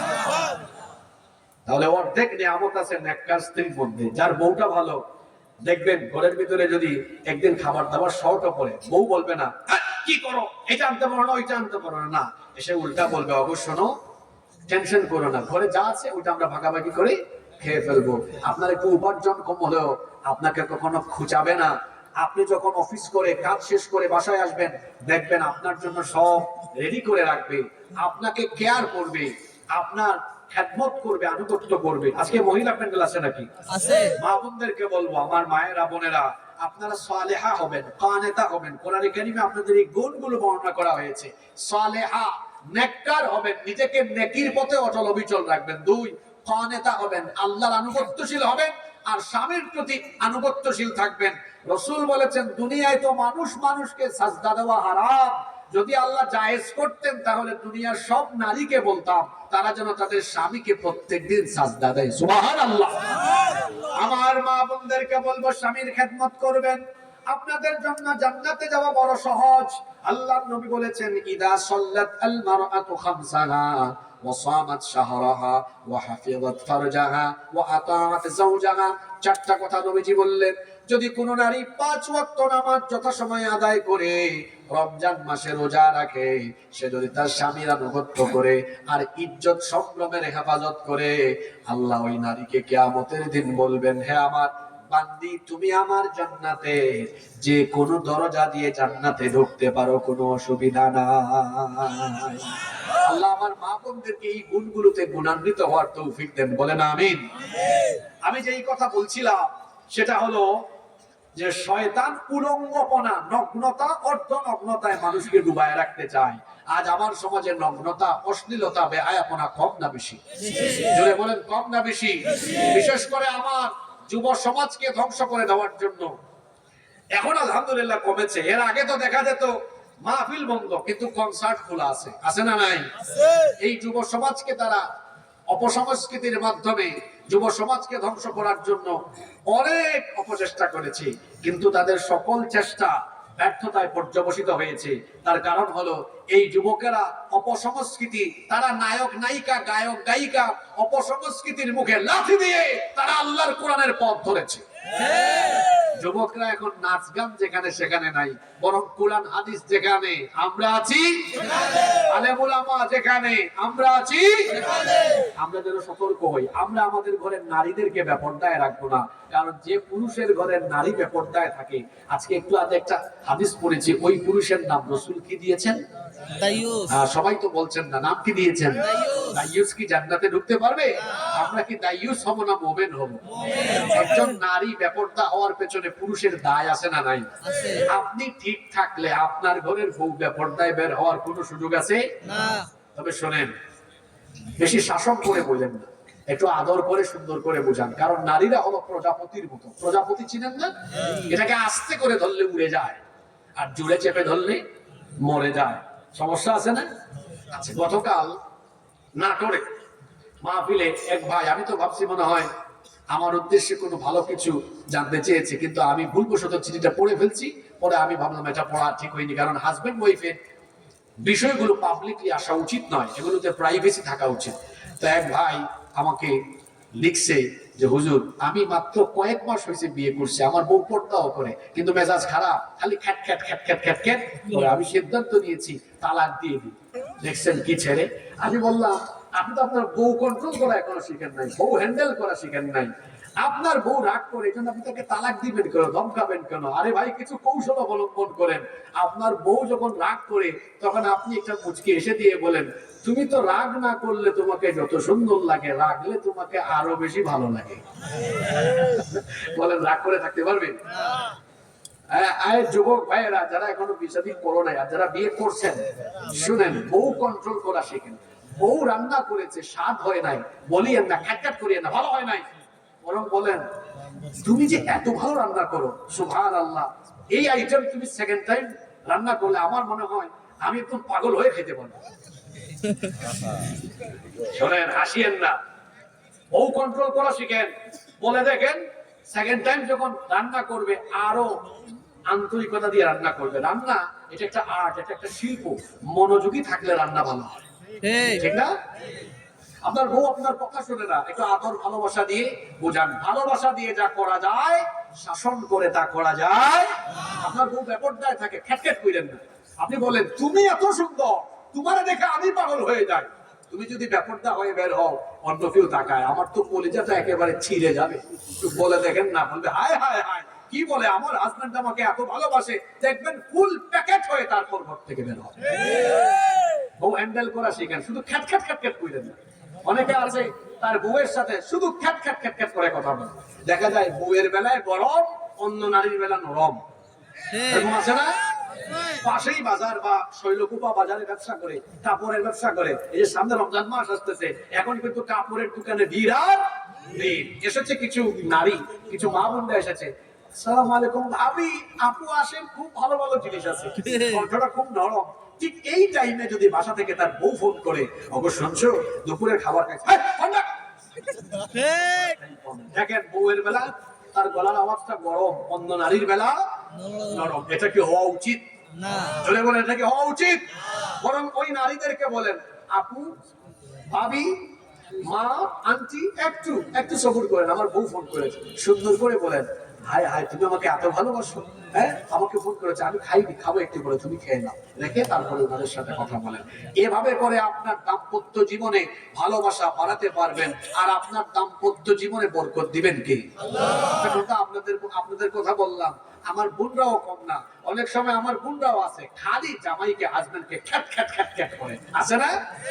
হ্যাঁ, আমাকে একটা শাড়ি দিতে পারো না, এটা দিতে পারো না, ওইটা দিতে পারো না। শোনেন, আপনি বলবেন কেন? এমন ভাবে সম্পর্ক তৈরি করেন যেন আপনার হাজবেন্ডই বাড়িতে যাওয়ার সময় আপনার জন্য লুকায় লুকায় গিফট নিয়ে যায়। ওই রকম করে আপনার হাজবেন্ডকে ভালোবাসার জালে আটকায় ফেলেন। কথা বুঝতে পেরেছেন? আপনাদেরকে জিজ্ঞেস করে লাভ কি? কথা বুঝতে পেরেছেন? যারা বোঝার হেরা বুঝলেই হবে। আল্লাহ তাআলা আমাদেরকে এই কথাগুলো বোঝার তৌফিক দেন, বলেন আমিন। উলঙ্গপনা, নগ্নতা, বেহায়াপনা যেন আমার সমাজে ছড়িয়ে না যায়, আমার ঘরে যেন ছড়িয়ে না যায়। কারণ উলঙ্গপনা, বেহায়াপনা, নগ্নতা কিংবা বেপরদার সয়লাভ বলে খুশি হয় কে? জোরে বলেন, খুশি হয় কে? আমি জানি আপনাদের খুব কষ্ট হচ্ছে, তাই না? আমাকে উঠাইতে 10:30 উঠেছে, যদি একটু 10টার আগে উঠাইতো আমারও একটু মন মেজাজ আরো ফুরফুরে থাকতো। তো আমি আপনাদের থেকে যদি আরো 8-10 মিনিট সময় নিই, আপনারা কি রাগ করবেন নাকি? আমার তো 2টা পয়েন্ট বাকি আছে, বলতে দিবেন তো? ইনশাআল্লাহ। নাকি মোনাজাত দিয়ে দিব? হ্যাঁ। বাকি 2টা খুব সেনসিটিভ, বলার সুযোগ দিবেন তো? জি। তাহলে কয়টা গেল? 3টা। যে কাজগুলোতে শয়তান খুশি, দেখি 3টা মনে রাখছেন কিনা। 1 নাম্বার, কি ছাড়লে শয়তান খুশি? নামাজ ছাড়লে। জোরে বলেন, সবাই বলেন, আপনারা কি নামাজ ছাড়বেন? না। 2 নাম্বার কি বলেছিলাম? দলে দলে বিভক্ত থাকলে শয়তান খুশি, ঐক্যবদ্ধ থাকলে খুশি কে? আল্লাহ। 3, বেপরদা উলঙ্গপনায় মত্ত থাকলে খুশি কে? শয়তান। 4, অশ্লীলতা এবং জিনা ব্যভিচারে মত্ত থাকলে শয়তান খুশি। কারণ শয়তান চায় আমাদেরকে জিনার সাগরে ডুবিয়ে রাখতে। জিনা ব্যভিচারকে হারাম করে দিয়েছেন কে? আল্লাহ তাআলা কোরআনে কারীমে বলছেন, ওয়ালা তাকরাবুজ জিনা, জিনার নিকটবর্তী হয় না। ও আমার কলিজার টুকরা যুবক ভাইরা শোনেন, বিবাহের আগে বিবাহ বহির্ভূত হারাম রিলেশন করে নিজের যৌবনটাকে নষ্ট করবেন না, যৌবনটাকে ধ্বংস করে দিবেন না। বিবাহ বহির্ভূত সম্পর্ক হালাল না হারাম? আরো জুড়ে বলেন। রাতের বেলা গার্লফ্রেন্ড বানাইয়া তার সাথে করেন চেটিং, আর দিনের বেলায় মারেন ডেটিং। এগুলো বন্ধ করেন, আল্লাহকে ভয় করেন। ও আমার ভাইয়েরা, জিনা ব্যভিচারের শাস্তি বড় মারাত্মক। জিনা ব্যভিচারের শাস্তি বড় মারাত্মক। এই শাস্তি আল্লাহ দুনিয়া থেকে দেওয়া আরম্ভ করে দেন।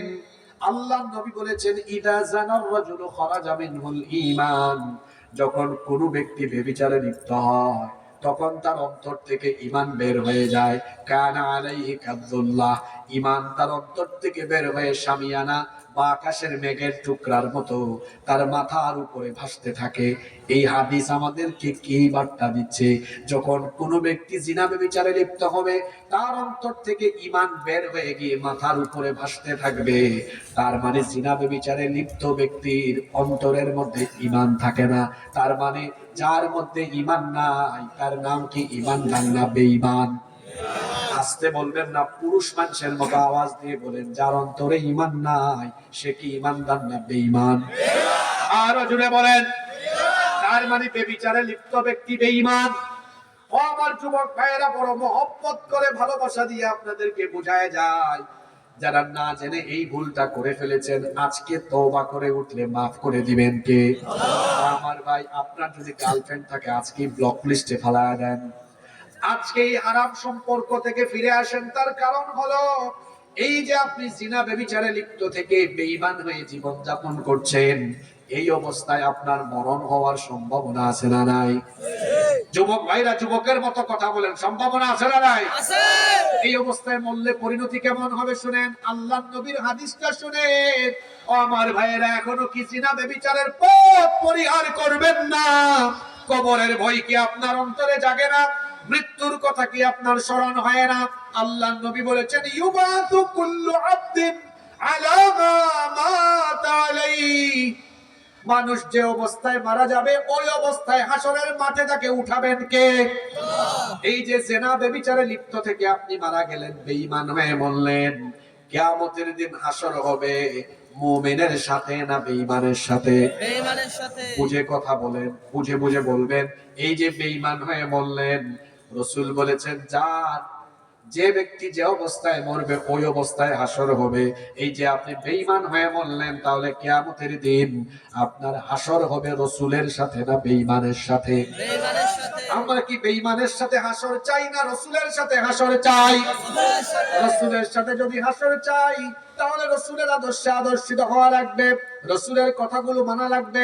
আল্লাহর রাসূল বলেছেন, ইয়া শাবাবাল ইসলাম, হে ইসলামের যুবকেরা, গদ্দু আবসারুকুম, তোমাদের চক্ষুকে নিয়ন্ত্রণ করো, চক্ষুকে হেফাজত করো।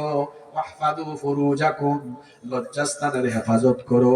অর্থাৎ বিবাহ বহির্ভূত হারাম রিলেশনে নিজেকে জড়ায়ও না। ও আমার ভাইয়েরা, যারা স্কুলে কলেজে ইউনিভার্সিটিতে পড়াশোনা করেন, ছাত্র জীবনে কোনো নারীর ফিতনায় পড়বেন না। ক্যারিয়ার ধ্বংস হয়ে যাবে, যৌবন নষ্ট হয়ে যাবে, জীবন ধ্বংসের দ্বার প্রান্তে চলে যাবে। কেন আপনি নারীর পিছনে ঘুরঘুর করবেন? এই বয়সে পড়ালেখায় মনোযোগী হন, আজান হলে নামাজে চলে যান, চরিত্র ঠিক করেন, ক্যারিয়ারটা ডেভেলপ করেন। মেয়েদের পিছনে আপনাকে ঘুরতে হবে না। যদি আপনার ক্যারিয়ার সুন্দর হয়, চরিত্র সুন্দর হয়, দেখবেন শৈলকুপা ঝিনাইদহের সুন্দরী সুন্দরী মেয়ের বাপ আপনার কাছে তার মেয়ে বিয়ে দেওয়ার জন্য পিছনে ঘুর করবে। অসভ্য ছেলেদের মতো মেয়েদের পিছনে ঘুরবেন না, বরং নিজেকে এমন যোগ্যতায় নিয়ে যান যাতে আপনার পিছনে মেয়েদের বাপরা ঘুরে। যুবক ভাইরা, ঘুরবেন না ঘুরাবেন? ঘুরাবো। আওয়াজ তো বড় কম হইলো। ঘুরবেন না ঘুরাবেন? ঘুরাবেন, ঘুরাবেন। ওই যোগ্যতায় নিজেকে নিয়ে যেতে হবে। চোখের হেফাজত করেন। কেন চোখের হেফাজতের কথা আগে বলা হলো? সূরা নূরে আল্লাহ আগে চোখের হেফাজতের কথা বলেছেন। তার কারণ হলো, আল্লামা ইমাম কুরতুবী রাহমাতুল্লাহ আলাইহির কথা আমার মনে পড়লো। তিনি বলেছেন, চক্ষু হলো মানুষের হৃদয়ের আয়না। চক্ষু হলো হৃদয়ের আয়না। মানুষ প্রথমে চক্ষু দিয়ে দেখে, তারপর হৃদয়ে তা ধারণ করে, তারপরে কল্পনায় করতে করতে সেটাতে আসক্ত হয়ে অ্যাকশনে নামে। কিন্তু কেউ যদি প্রথম থেকেই তার চক্ষুকে হেফাজত করতে পারে, তাহলে সকল প্রকার অশ্লীলতা, মন্দ চিন্তা ভাবনা এবং জিনা থেকে তাকে হেফাজত করবেন কে? এজন্য আমার যুবক ভাইদেরকে বলবো, রাস্তাঘাটে চলার সময় পরনারী থেকে নিজের চক্ষুকে নিম্নগামী করে রাখতে হবে। হুকুম কার? এই যে মোবাইল, প্রত্যেকের হাতে এটা আছে। আপনি ইউটিউবে, ফেসবুকে ভালো কোনো ভিডিও দেখলেও হতে পারে নিচের দিকে খারাপ কোনো ভিডিও চলে আসতে পারে। যদি আপনার মনের অজান্তে খারাপ কোনো ভিডিওর দিকে চক্ষু চলে যায়, আল্লাহর নবী আলী রাদিয়াল্লাহু আনহুকে বলেছেন, লা তুতবিউন নাযরাতান নাযরা, দৃষ্টির পরে আর দৃষ্টি দিও না। ভুলবশত কোথাও চক্ষু চলে গিয়েছে হারাম কোনো জিনিসের দিকে, ভুলবশত গিয়েছে, কিন্তু পরের বার আর দিও না। কারণ ফা ইন্না লাকাল উলা ওয়া লাইসাত লাহাল আখিরা, কারণ প্রথম দৃষ্টিটা তোমার, কিন্তু পরবর্তী দৃষ্টিটা তোমার নয়। পরবর্তী দৃষ্টিটা কার? শয়তান। চলে বলেন, প্রথম দৃষ্টিটা ছিল নিজের, কিন্তু পরের দৃষ্টিটা কার? এই জন্য প্রথমবার যদি ভুলবশত যায়, দ্বিতীয়বার আর ফিরেও তাকাবেন না। এই হাদিস শুনে আবার ভুল বুঝবেন না যে হুজুর যেহেতু বলছে প্রথমবার তাকানো যায়, তাইলে প্রথম চান্সে আমি দেখে নিব। এটা বলেছি আমি, মনের অজান্তে ভুলবশত যদি হয়, কিন্তু ইচ্ছে করে এটা করা যাবে না। কারণ আমার চোখের খেয়ানো মানুষ না জানলেও চোখের খেয়ানো জানেন কে? আল্লাহ। আসতে বলবেন না, জুড়ে বলেন, জানেন কে? আমার যুবক ভাইয়েরা, চরিত্র বানান ইউসুফ নবীর মতো। আপনার দিকে কি এই রঘুনন্দনপুরের মেয়েরা তাকায় কিনা আমার সন্দেহ আছে, কিন্তু আল্লাহর নবী ইউসুফ আলাইহিস সালাম, তাকে আল্লাহ এত সুন্দর করে বানিয়েছেন, এই দুনিয়ার অর্ধেক সৌন্দর্য আল্লাহ তার নবীকে দিয়েছে। সুবহানাল্লাহ। সুবহানাল্লাহ কইতে পারলেন না?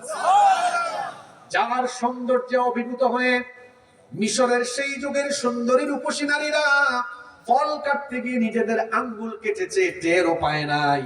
তিনি যে ঘরের মধ্যে লালিত পালিত হয়েছেন, সেই ঘরের দুষ্ট নারী সুন্দরী মহিলা জুলাইখা প্রত্যেকদিন তার চোখের সামনে ইউসুফ আলাইহিস সালামকে দেখতে দেখতে তার রূপে মুগ্ধ হয়ে পাগল পাড়া হয়ে একদিন সে নির্জনে তার দাসীর মাধ্যমে একেবারে খাস কামরা ইউসুফ নবীকে ডেকে নিয়ে আসলো। 7টা দরজা ছিল, সবগুলো দরজায় তালা লাগিয়ে বন্ধ করে দিল, লক করে দিল। তারপরে বলল, ইউসুফ আমার কাছে এসে আমার মনোবাসনা পূরণ করো। আল্লাহ নবী ইউসুফ আলাইহিস সালাম এই সময় আল্লাহকে ভয় করলেন। আল্লাহকে ভয় করে এই মহিলার প্রস্তাবকে প্রত্যাখ্যান করলেন। কিন্তু কেমন করে এই জায়গা থেকে বের হবেন, কারণ 7টা দরজা, সবগুলো দরজা লক করা। তিনি মনে মনে চিন্তা করলেন, জুলাইখার কাছে হয়তো 7টা দরজার চাবি, কিন্তু সব কিছুর কুদরতি চাবি আছে কার হাতে? জোরে বলেন, কার হাতে? তিনি তখন আল্লাহকে ভয় করে তালাবদ্ধ দরজার দিকে আল্লাহর উপর ভরসা করে যখন দৌড় মারলেন, আল্লাহ তাআলা খুশি হয়ে তার নবী ইউসুফ আলাইহিস সালামের চরিত্র হেফাজত করবার জন্য তার কুদরতি চাবি দিয়ে সবগুলো দরজা তার জন্য খুলে উন্মুক্ত করে দিলেন। যুবক ভাইরা, চরিত্রকে এইভাবে বানান। যদি আপনি আপনার চরিত্রকে হেফাজত করতে পারেন, আল্লাহর নবী বলেছেন, যে যুবক তার চরিত্রের হেফাজত করবে, আম্মানুলাহুল জান্নাহ, কিয়ামতের দিন আমি ওই যুবকের জন্য জান্নাতের জিম্মাদার হয়ে যাব। আমার যুবক ভাইয়েরা, নিজের চরিত্র হেফাজত করলে আপনাদের জান্নাতের জিম্মাদারি গ্রহণ করার ওয়াদা করেছেন মুহাম্মাদুর রাসূলুল্লাহ সাল্লাল্লাহু। আমরা কি রাসূলের সাথে জান্নাতে থাকতে চাই না? জিনা ব্যভিচারের পথ পরিহার করব। আর আমার গার্ডিয়ান, এখানে বাবা মা যারা আছেন, আমি সবাইকে অনুরোধ করব, বিবাহের পদ্ধতি আমরা সহজ করে ফেলব ইনশাআল্লাহ। 5 এবং সর্বশেষ পয়েন্ট, মনোযোগ আছে তো আপনাদের? যেখানে শয়তান খুশি, এই এক পয়েন্টে আমভাবে সব ঢুকে যাবে। 5 এবং সর্বশেষ হলো, আল্লাহর আইন বাদ দিয়ে সমাজ এবং রাষ্ট্রে যদি মানুষের তৈরি করা আইন প্রতিষ্ঠা করা যায়, এই কাজে শয়তান খুশি না বেজার? আপনারা মনে বুঝেন নাই, শয়তান খুশি না বেজার? আচ্ছা বলেন তো, আল্লাহর আইন সমাজে প্রতিষ্ঠা হলে সমাজে অন্যায়, অবিচার, জুলুম, নির্যাতন কমবে না বাড়বে? চলে বলেন, কমবে না বাড়বে? গত কয়েকদিন ধরে আমাদের দেশে আইন শৃঙ্খলার চরম অবনতি ঘটেছে। আপনারা দেখেছেন বিভিন্ন জায়গায় চুরি, ডাকাতি, ছিনতাই, সন্ত্রাস, আগুন বেড়ে গিয়েছে। এইটাও পতিত স্বৈরাচার যারা, তাদের কোনো ষড়যন্ত্র কিনা তা খতিয়ে দেখা দরকার। কিন্তু স্বরাষ্ট্র উপদেষ্টা সে একটা অথর্ব, একটা অপদার্থ। অথর্ব এবং অপদার্থ না হলে আইন শৃঙ্খলার এত অবনতি ঘটতো না। দায়িত্ব পালন করতে পারলে দায়িত্বে থাকেন, নইলে দায়িত্ব ছেড়ে দিয়ে চলে যান। আবু সাঈদ মুক্ত রক্ত দিয়েছে, হাজার হাজার ছেলেরা জীবন দিয়েছে অনিরাপদ বাংলাদেশের জন্য নয়। হাজার হাজার ছেলেরা রক্ত দিয়েছে, জীবন দিয়েছে, লক্ষ লক্ষ কোটি কোটি দামাল ছেলেরা জীবন বাজি রেখে রাস্তায় নেমেছে নিরাপদ বাংলাদেশের জন্য। এই বাংলাদেশে যদি কোরআনের আইন আস থাকতো, চুরি বুঝাই দিতাম। আপনারা চুরি ডাকাতি কন্ট্রোল করতে পারেন না তো? আমি বাংলাদেশের মানুষকে একবার বলবো, 54 বছর ধরে আপনারা বিভিন্ন দল মতের শাসন, মানুষের তৈরি করা আইনের শাসন দেখেছেন। একবার আপনারা বাংলাদেশের আলেমদের হাতে দায়িত্ব তুলে দেন, আলেমরাই বাংলাদেশকে পরিবর্তন করে দিবে। পরিবর্তন করার নীতিমালা আমরা জানি তো, এটা শিখাইছেন কি? চুরি করবেন, ছিনতাই করবেন, চোরকে ধরো আর হাত কাটো। একজন চোরের হাত কেটে দেখেন, দেশের সবগুলা চোর তারের মতো সোজা হয়, তারের মতো সোজা হয়ে যায়। চুরি ডাকাতি, অন্যায়, অবিচার বাড়ার পিছনে আরো একটা কারণ আছে। মানুষ যখন ক্ষুধার্ত থাকে, অনেক সময় মানুষ অভাবে পড়েও কি করে? চুরি ডাকাতি করে। তবে আমাদের দেশে অভাবের চোরের চাইতে স্বভাবের চোরের পরিমাণ বেশি। আপনারা বলবেন, হুজুর স্বভাবের কোনটা? মনোযোগ আছে সবার? আমার দেশে চোর হলো 2 জাত, একটা অভাবের, আরেকটা স্বভাবের। অভাবের চোর হলো ঘরে খাবার নাই, কোথাও যাচ্ছে, মনে করেন এই রঘুনন্দনপুরের রাস্তাঘাটের পাশে পাইছে একটা ফুলকপির ক্ষেত, আলু ক্ষেত, ডানে ভাবে তাকিয়ে দেখেছে কেউ নাই, নেমে কয়েকটা ফুলকপি আর কিছু আলু লুঙ্গির চিপার ভিতরে ঢুকায় মারছে দৌড়। এটা অভাবের চোর। কিন্তু বড় অফিসে রাষ্ট্রীয় কোনো দায়িত্ব পেয়ে চাকরি করে সরকার তাকে মাস শেষে বেতন দেয়, 2 ঈদে বৈশাখ মাসে ভাতা দেয়, চলার জন্য গাড়ি, থাকার জন্য বাড়িও দিয়েছে, তারপরে ঘুষ ছাড়া কাজ করে না, চুরি করে ডাকাতি করে জনগণের দায়িত্ব পাওয়ার পরে জনগণের মাল নিজের পেটে ঢুকাইয়া চুরি করে খায়। এই লোকটাকে কি আপনি অভাবের চোর বলবেন না স্বভাবের চোর বলবেন? আমার দেশে অভাবের চোর বেশি না স্বভাবের চোর বেশি? জেন জি এবং বাংলাদেশের সকল মানুষকে আমি বলবো, এই গুরুত্বপূর্ণ চেয়ারগুলোতে যদি স্বভাবের চোরদের বদলে কোরআনওয়ালা মানুষদেরকে বসানো যায়, এই বাংলাদেশ বদলে যাবে। বাংলাদেশকে কোরআনের আদলে গ্রহণ, কোরআনের আদলে গঠন করতে আপনাদের মনোযোগ থাকলে আমি চমৎকার একটা ফর্মুলা 2-3 মিনিটে আপনাদের সামনে উপস্থাপন করতে চাই। করবো? শোনেন, যতই ওয়াজ করেন আর বড় কণ্ঠে, উঁচা কণ্ঠে চিল্লাচিল্লি করে ওয়াজ করেন, লাভ নাই যদি মানুষের পেটের ভিতরে খাবার ঢুকানোর ফর্মুলার কথা বলতে না পারেন। কারণ সবার আগে মানুষ পেট ঠান্ডা রাখতে চায়, পেট শান্তি। মানুষ বলেন অনেক সময় পেট শান্তি তো দুনিয়া শান্তি, অনেক সময় এটা বলে। আপনি নামাজ, আপনার সামনে নামাজ, আবার খাবারও আছে, পেটে ক্ষুধা, আগে কি নামাজ আদায় করবেন না খাবেন? খাইতে হবে, কারণ না খাইলে নামাজেও মনোযোগ থাকবে না। শোনেন, আমার সম্মানিত ঝিনাইদহ এবং আমার প্রিয় বাংলাদেশের সকল মানুষ যারা এই যে এতগুলো ক্যামেরা আছে, ইউটিউবে যারা পরবর্তীতে শুনবেন, এই বাংলাদেশে যদি ইসলাম কায়েম হয়, কোরআনের রাষ্ট্র প্রতিষ্ঠা হয়, তাহলে এই দেশের না খাওয়া গরিব দুঃখী মানুষরা সবচেয়ে বেশি সুখী হবে। কারণ কোরআনের রাষ্ট্র প্রতিষ্ঠা হলে এই দেশে একজন গরিব মানুষও খুঁজে পাওয়া যাবে না। এটা কি গলাবাজি করলাম? আসেন আপনাকে বুঝাই দিই। আপনারা অনেকে মনে মনে সুবহানাল্লাহ পড়ছেন কিন্তু না বুঝে পড়ছেন, যদি বলি বুঝাই দেন পারবেন না। আল্লাহ তাআলা সূরা হজের মধ্যে বলেছেন, আল্লাযীনা ইম্মাক্কান্নাহুম ফিল আরদি আকামুস সালাতা ওয়া আতাউয যাকাতা ওয়া আমারু বিল মা'রুফি ওয়া নাহাউ আনিল মুনকার ওয়ালিল্লাহি আকিবাতুল উমুর। আল্লাহ বলেন, যদি আমি মুমিনদেরকে রাষ্ট্র ক্ষমতা দান করি, তাহলে 1 নম্বরে তারা সালাত কায়েম করবে, 2 নম্বরে তারা যাকাত আদায় করবে। আল্লাহ যাকাতের ফর্মুলা দিয়েছেন। যাকাত হচ্ছে এমন একটি ফর্মুলা, আল্লাহ এটা দিয়েছেন সমাজের অসচ্ছল বেকার মানুষদের বেকারত্ব দূর করে তাদের পরিবারে, তাদের সমাজের সচ্ছলতা ফিরিয়ে আনবার জন্য এই যাকাতের ফর্মুলা দিয়েছেন কে? আল্লাহ। কিন্তু দুঃখের কথা হলো, বাংলাদেশের শতকরা 95-96% মানুষ যাকাত আদায়ের সঠিক ফর্মুলা জানে না, এই কারণে তাদের যাকাত আদায়ও হয় না। অনেকে আছে অনুমান করে যাকাতের টাকা দেয়, তারপরে দেখা যায় 200 টাকা, 300 টাকা, 500 টাকা করে মানুষের মধ্যে বন্টন করলো, অথবা মাঝে মাঝে যাকাতের শাড়ি লুঙ্গি কিনে এনে, যাকাতেরও আবার শাড়ি লুঙ্গি আছে, মানে সবচেয়ে ফালতু শাড়ি আর ফালতু লুঙ্গি, যেটা একবারের বেশি পড়া যাবে না, ওইটা কিনে এনে যাকাত আদায় করবে। এরকম যারা যাকাত আদায় করে, এদের যাকাত 100% আদায় হয় না। কারণ যাকাতের বিধান আল্লাহ দিয়েছেন সমাজ থেকে অসচ্ছলতা, দারিদ্রতা দূরীকরণের জন্য। আমার দিকে তাকান, আজকের পুরা ওয়াজ মনে রাখতে না পারলেও আমার কোনো মনকষ্ট নাই, কিন্তু এই পয়েন্টটা যদি নিয়ে যেতে পারেন, মনে করবো আমার আলোচনাটা সার্থক। কারণ এটা বাংলাদেশের মসজিদে বলেন, মাহফিলে বলেন, এই কথাগুলো বলা হয় না। মনোযোগ আছে আপনাদের? যাকাত ইসলামী সরকার থাকলে ইসলামী সরকার নেবে, কিভাবে আদায় করবে সেটা আমি বলছি। এবার আসেন, আমরা আমাদের এই রঘুনন্দনপুর গ্রাম দিয়ে দেখাই। মনে করেন এই গ্রামে যদি একটা কমিটি থাকে, কথার কথা, এটা উদাহরণ দিচ্ছি বোঝানোর জন্য। এই গ্রামে যাদের উপর যাকাত ফরজ, কিংবা আশপাশের বিভিন্ন গ্রাম থেকে তারা যাকাতের টাকা কালেকশন করলেন, করে দেখা গেল মোট 2 লক্ষ টাকা তারা উত্তোলন করতে পেরেছেন। জোরে বলো তো, কয় লক্ষ টাকা? 2 লক্ষ। এখন দেখুন, এই 2 লক্ষ টাকা জন প্রতি 500 টাকা করে দিলে মোট 400 জন মানুষকে দেওয়া যাবে। কতজন? 400 জন। 2 লক্ষ টাকা 400 জনকে দেওয়া যাবে, কত করে দিলে? 500 করে। এখন আপনারা আমাকে বলেন তো, এই যে এতগুলা মানুষকে 500 টাকা করে দিলেন, এতে কি এদের দারিদ্রতা দূর হয়ে যাবে? না। এক বেলা খাবে, পরের বেলা আবার পেটে ক্ষুধাই থাকবে।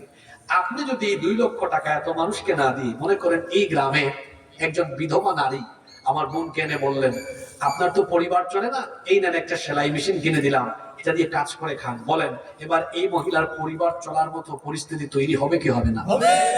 আরেকজন ভাই, তার পরিবারটা চলে না, বড় গরিব মানুষ, 4-5 জন সদস্য আছে পরিবারে, পরিবারটা চালাইতে পারে না, আপনাদের এলাকায় ভ্যান চলে না, ভ্যান, একটা ভ্যান কিনে দিলেন, অটো রিক্সা কিনে দিলেন, আরেকজনকে ছোট একটা টগের দোকান করে দিলেন, আরেকজনকে 2টা হালের বলদ কিনে দিলেন। 2 লক্ষ টাকা এত মানুষকে দিয়া ফায়দা হবে না, কিন্তু 3-4 জন মানুষকে যদি আপনি এই সিস্টেমে দেন, তাহলে বলেন তো এই 3-4টা পরিবারের পরিবার চলার মতো পরিস্থিতি তৈরি হবে কি হবে না? যাকাতের ফর্মুলা দেওয়া হয়েছে এইভাবে সমাজ থেকে দারিদ্রতা, গরিবী হালত এবং বেকারত্ব দূর করবার জন্য। কিন্তু আফসোস, মুসলমানরা যাকাত আদায়ের পদ্ধতিও জানে না, উদ্দেশ্যও জানে না। এবার আমি আমার মূল কথায় আসি। এই দেশে যদি ইসলামী সরকার থাকে, তাহলে ইসলামী সরকারের অবশ্যই যাকাত মন্ত্রণালয় থাকতে হবে। এখন যদি যাকাত মন্ত্রণালয়ে ইসলামী অর্থনীতিতে বিশেষজ্ঞ লোকেরা এই মন্ত্রণালয় পরিচালনা করে, তখন দেখা যাবে এই দেশের মুসলমান যারা, তাদের সকলের সম্পদের হিসাব সরকারের কাছে থাকবে এবং বছর শেষে যাদের উপর যাকাত ফরজ তাদের বাড়িতে চিঠি যাবে, এবছর আপনার এত টাকা যাকাত আসছে, আমাদের সংশ্লিষ্ট উপজেলা অফিসে গিয়ে এই টাকাটা পে করে আসেন, দিয়ে আসেন, আপনি পে করে আসবেন। যাকাত নিয়ে আমার ব্যক্তিগত গবেষণা আছে, ইউটিউবে আমার লম্বা আলোচনা আছে, সময় থাকলে আপনারা শুনে নেবেন। আমার ব্যক্তিগত গবেষণা বলে বাংলাদেশের 90% মানুষ তো মুসলমান, প্রায় 14 কোটি। এখানে যদি অন্তত কয়েক লক্ষ বা অন্তত কয়েক লক্ষ পরিবারের উপরে যদি যাকাত খরচ হয়, আমার ব্যক্তিগত গবেষণা বলে অন্তত কমসে কম প্রত্যেক বছর 10,000 কোটি টাকার উপরে যাকাত উত্তোলন করা যাবে। কিন্তু আমি বোঝানোর জন্য একটা ছোট হিসাবে টান দিই, ছোট, একদম ছোট। মনে করেন 2025 সালে যাকাত উত্তোলন করা হলো মাত্র 1,40,000 কোটি টাকা। এটা কিন্তু খুব অল্প টাকা, এটা 3-4টা জেলা দিয়েই কাভার হবে। কিন্তু আমি ছোট্ট করে বললাম বোঝানোর জন্য। কত বললাম বলেন আমার সাথে? 1,40,000 কোটি, 1,40,000 কোটি টাকা। এখন আপনারা আমাকে বলেন, এই 1,40,000 কোটি টাকা সরকারের মিনিস্ট্রিতে জমা হলো। এখন বাংলাদেশ থেকে প্রতিটা উপজেলা থেকে খুঁজে খুঁজে 70 লক্ষ বেকার যুবককে আনা হয়। কত লক্ষ? 70 লক্ষ। জোরে বলেন। 70 লক্ষ। 70 লক্ষ বেকার ছেলের হাতে প্রত্যেককে 2 লাখ টাকার চেক দেন। 70 লক্ষ গুণ 2 লক্ষ সমান কত হয়? 1,40,000 কোটি টাকা, মানে 140,000 কোটি টাকা, 140,000 কোটি টাকা। তাইলে এই অল্প পরিমাণ টাকা, আমি বলছি এটা 2-3 জেলা দিয়ে কাভার হয়। আপনি যদি উঠান তাহলে দেখা যাচ্ছে 1 বছরে 70 লক্ষ বেকার যুবকের হাতে এটা দিয়ে বলেন ছোটখাটো কাজ আরম্ভ করো, তবে টাকা এটা খাও না কাজে লাগাও, এটা আমরা আমাদের উপজেলা অডিট অফিসারের মাধ্যমে তত্ত্বাবধায়ন করবো। আপনারা বলেন তো এই ফর্মুলায় 1 বছরে যদি 70 লক্ষ যুবকের বেকারত্ব দূর করা যায়, তাহলে এই সিস্টেমটা যদি অ্যাপ্লাই করে রাখা যায়, আপনারা আমাকে বলেন 10 বছর পরে বাংলাদেশে কি কোনো গরিব মানুষ আর খুঁজে পাওয়া যাবে? না। জোরে বলতে হবে, যাবে? এই দেশে মানুষের অনেকের ঘরে খাবার নাই, অনেকে খেতে পারে না, চলতে পারে না। 71 সালে দেশ স্বাধীন হওয়ার পর থেকে 2025 সাল পর্যন্ত আপনারা সবাই শুধু বলেছেন দারিদ্রতা মুক্ত, ক্ষুধা মুক্ত বাংলাদেশ গঠন করব, পারেন নাই, কারণ আল্লাহর দেওয়া ফর্মুলাকে বাদ দিয়েছেন। এজন্য আমি বাংলাদেশের মানুষকে বলবো, সবকিছু দেখা শেষ, বাকি আছে কোরআনের বাংলাদেশ। আপনারা তো 54 বছর ধরে দারিদ্রতা দূর করতে পারেন নাই। আমাদের আলেমদের হাতে দায়িত্ব দিয়ে দেখেন, 10 বছরে বাংলাদেশ থেকে দারিদ্রতা আমরা দূর করে দিব। আমি চ্যালেঞ্জ করে গেলাম, চ্যালেঞ্জ করলাম এই দিন। আপনি যাকাতের ফর্মুলা এখনো বুঝতে পারেন না। পৃথিবীতে কি এই সোনালী সময় কখনো এসেছিল? হ্যাঁ, ওমর ইবনে আব্দুল আজিজ রাহমাতুল্লাহ আলাইহির জামানায় মানুষ যাকাতের টাকা নিয়ে রাস্তায় রাস্তায় ঘুরেছে, কিন্তু যাকাত দেওয়ার মতো একজন মানুষ তারা খুঁজে পায় না। সুবহানাল্লাহ, মুখ দিয়ে বাইরে হলো। এরকম বাংলাদেশ টান কি টান না? মানুষের তৈরি করা আইন দিয়ে দেশ চলবে, এক গ্রুপ খাইয়া পেট ফুলাবে, আরেক গ্রুপ না খাইয়া মরবে। আর কুরআন যখন প্রতিষ্ঠা হবে তখন ভেদাভেদ থাকবে না, প্রত্যেকের ঘরে খাবার থাকবে, কারণ আল্লাহর কুরআন ন্যায় ইনসাফের পক্ষে। শয়তান চায় কোরআন যেন প্রতিষ্ঠা না হয়। এজন্য আল্লাহ কোরআনে বলেছেন, আল্লাযীনা আমানু ইউকাতিলুনা ফি সাবিলিল্লাহ, যারা ঈমানদার তারা লড়াই করে কার পথে?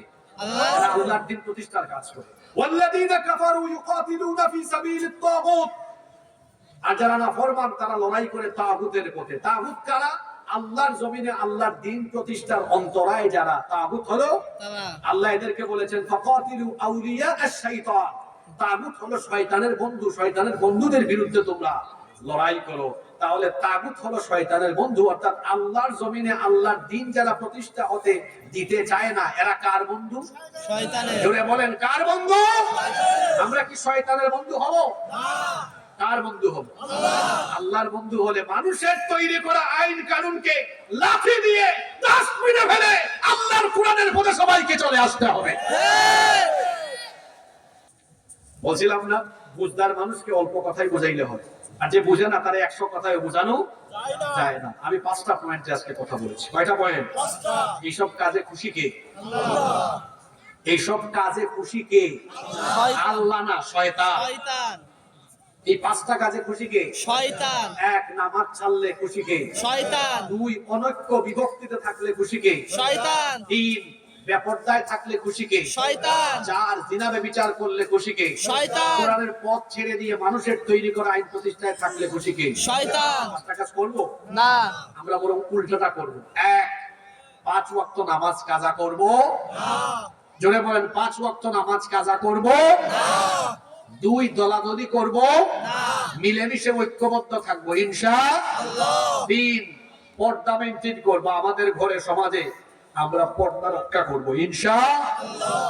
4 জিনা ব্যভিচারের পথ আমরা পরিহার করব ইনশাআল্লাহ। 5 আমরা সব ভেদাভেদ ভুলে গিয়ে, আমরা দলমত ভুলে গিয়ে আল্লাহর কোরআন প্রতিষ্ঠার জন্য ঐক্যবদ্ধ হয়ে যাব ইনশাআল্লাহ। আল্লাহ আমাদেরকে তৌফিক দান করেন। মাহফিল কমিটির সম্মানিত সভাপতি সাহেবের কোনো কথা থাকলে আমরা শুনবো, না থাকলে অনুমতি পেলে আমরা মোনাজাত করব ইনশাআল্লাহ। সভাপতি সাহেব মোনাজাতের অনুমতি দিয়েছেন, আমরা